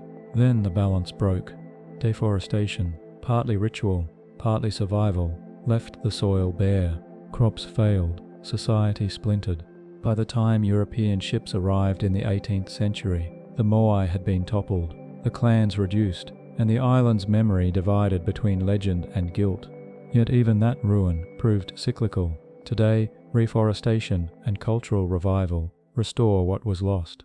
The statues stand again, though weathered. Their eyes, once inlaid with coral, now hollow, reflect sunlight instead of souls. Collapse became heritage, and the silence they watch over has learned to speak again. Half a world away, another island of stone and steel rehearsed the same script in miniature. Off Japan's coast lies Hashima, nicknamed Gunkanjima, Battleship Island. Built upon coal, it rose vertically, apartment blocks stacked above tunnels, a self-contained city for miners and families. By the mid-20th century, its density rivaled Manhattan's. When petroleum replaced coal, the island emptied almost overnight. In 1974, the last ferry departed, leaving behind classrooms still chalked, dishes still set, a piano still tuned to no ear. Typhoons and salt corroded the concrete until it resembled cliffs, and birds nested where families had lived. Urban explorers now call it a time capsule of the industrial age's heartbeat, the sound of progress pausing mid-sentence. What makes Hashima haunting is its recency, a complete civilization's skeleton visible in real time, its silence less ancient than familiar. Modernity had built its own Pompeii, North again, in the forests of Ukraine, silence acquired new chemistry. The exclusion zone around Chernobyl, born of catastrophe in 1986, was never meant to become sacred ground, yet nature has claimed it like a temple. Radiation froze the moment of departure. Amusement park rides rusted before opening day, dinner plates fossilized in dust. But over decades, life returned. Wolves, boars, birch groves sprouting through pavement. Biologists call it rewilding, an unintended experiment in post-human ecology. The paradox mirrors every ancient ruin. Destruction becomes preservation. Without people, systems heal in ways both beautiful and unforgiving. Chernobyl is the modern Garama, the modern Angkor, a city surrendered to elements it once tried to command. Tourists walk through its ghost avenues as if rehearsing future archaeology, learning to recognize the texture of our own absence. Far older, hidden beneath Turkish soil, lies another kind of silence, intentional rather than accidental. 12,000 years ago, at Göbekli Tepe, hunter-gatherers carved stone pillars taller than themselves, arranging them in circles, engraved with foxes, vultures, and abstract signs. For centuries they returned to expand and rebuild. Then, inexplicably, they buried the entire complex under tons of earth, not destroyed, preserved. When archaeologists uncovered it in the 1990s, its carvings were sharp, as if completed yesterday. The burial had sealed it from time. No one knows why they did it. Perhaps the site marked a transition from nomadism to settlement, a monument to an ending disguised as a beginning. By hiding their own work, they ensured it would outlive them. In that gesture lies the earliest proof that humanity understood impermanence, not as failure, but as rhythm. Across these four silences, ritual, industrial, nuclear, and prehistoric, the same lesson emerges. Vanishing is not the opposite of creation. It is its continuation by other means. Rapa Nui's Moai endure because their builders accepted erosion. Hashima's ruins survive because no one tried to save them. Chernobyl thrives because abandonment replaced control. Göbekli Tepe remains pristine because its makers chose oblivion as preservation. The act of disappearance becomes design. Modern satellites, scanning Earth's surface, reveal that at any moment, nearly 2,000 human settlements are being lost to flood, to sand, to forest. Others emerge simultaneously. The map flickers like a breathing organism, cities appearing and vanishing in the same exhale. In that sense, all of civilization behaves as one long continuity of collapse, each ruin fertilizing the next. We are no different from the gardeners of the Indus or the engineers of Angkor. We build knowing the wind already has our blueprints. Even technology obeys the pattern. Servers store our knowledge in invisible architectures as fragile as papyrus. If power ceases, the archive evaporates, an electronic Pompeii dissolving, not in ash but in light. Historians of the future may find fragments of code as we found shards of clay, inscriptions without context, languages frozen at the moment of perfection. Memory will again become archaeology. And yet, the persistence of silence holds comfort. Every vanished world proves that erasure is never total. The Nile still flows past Nubian pyramids. The Mekong still feeds Angkor's descendants. The wind that once filled Phoenician sails now powers turbines. The continuity of elements outlives the structures they destroy. If the planet has a design, perhaps it is this endless rehearsal of renewal through loss. In the ruins of Chernobyl, birch roots crack asphalt in perfect symmetry. In the halls of Göbekli Tepe, fox carvings glow under floodlights after 12 millennia underground. On Rapa Nui, descendants carve new moai from the same quarries their ancestors abandoned. Everywhere, the pattern repeats, silence turning back into speech. So the archive never truly closes. It expands, invisibly, with every civilization that joins it, from the Akkadian dust to the digital cloud, from clay tablet to data byte. Each layer records the same sentence in different tongues. We were here, we will be again. Perhaps that is the final mystery, that disappearance is the planet's way of remembering. When you step through any ruin, ancient or modern, you walk inside that memory, part witness, part participant. The stones do not mourn, they wait. The silence is not absence, but invitation. And as history circles back upon itself, one realization remains constant. The measure of a civilization is not how long it endures, but how deeply its silence can still be heard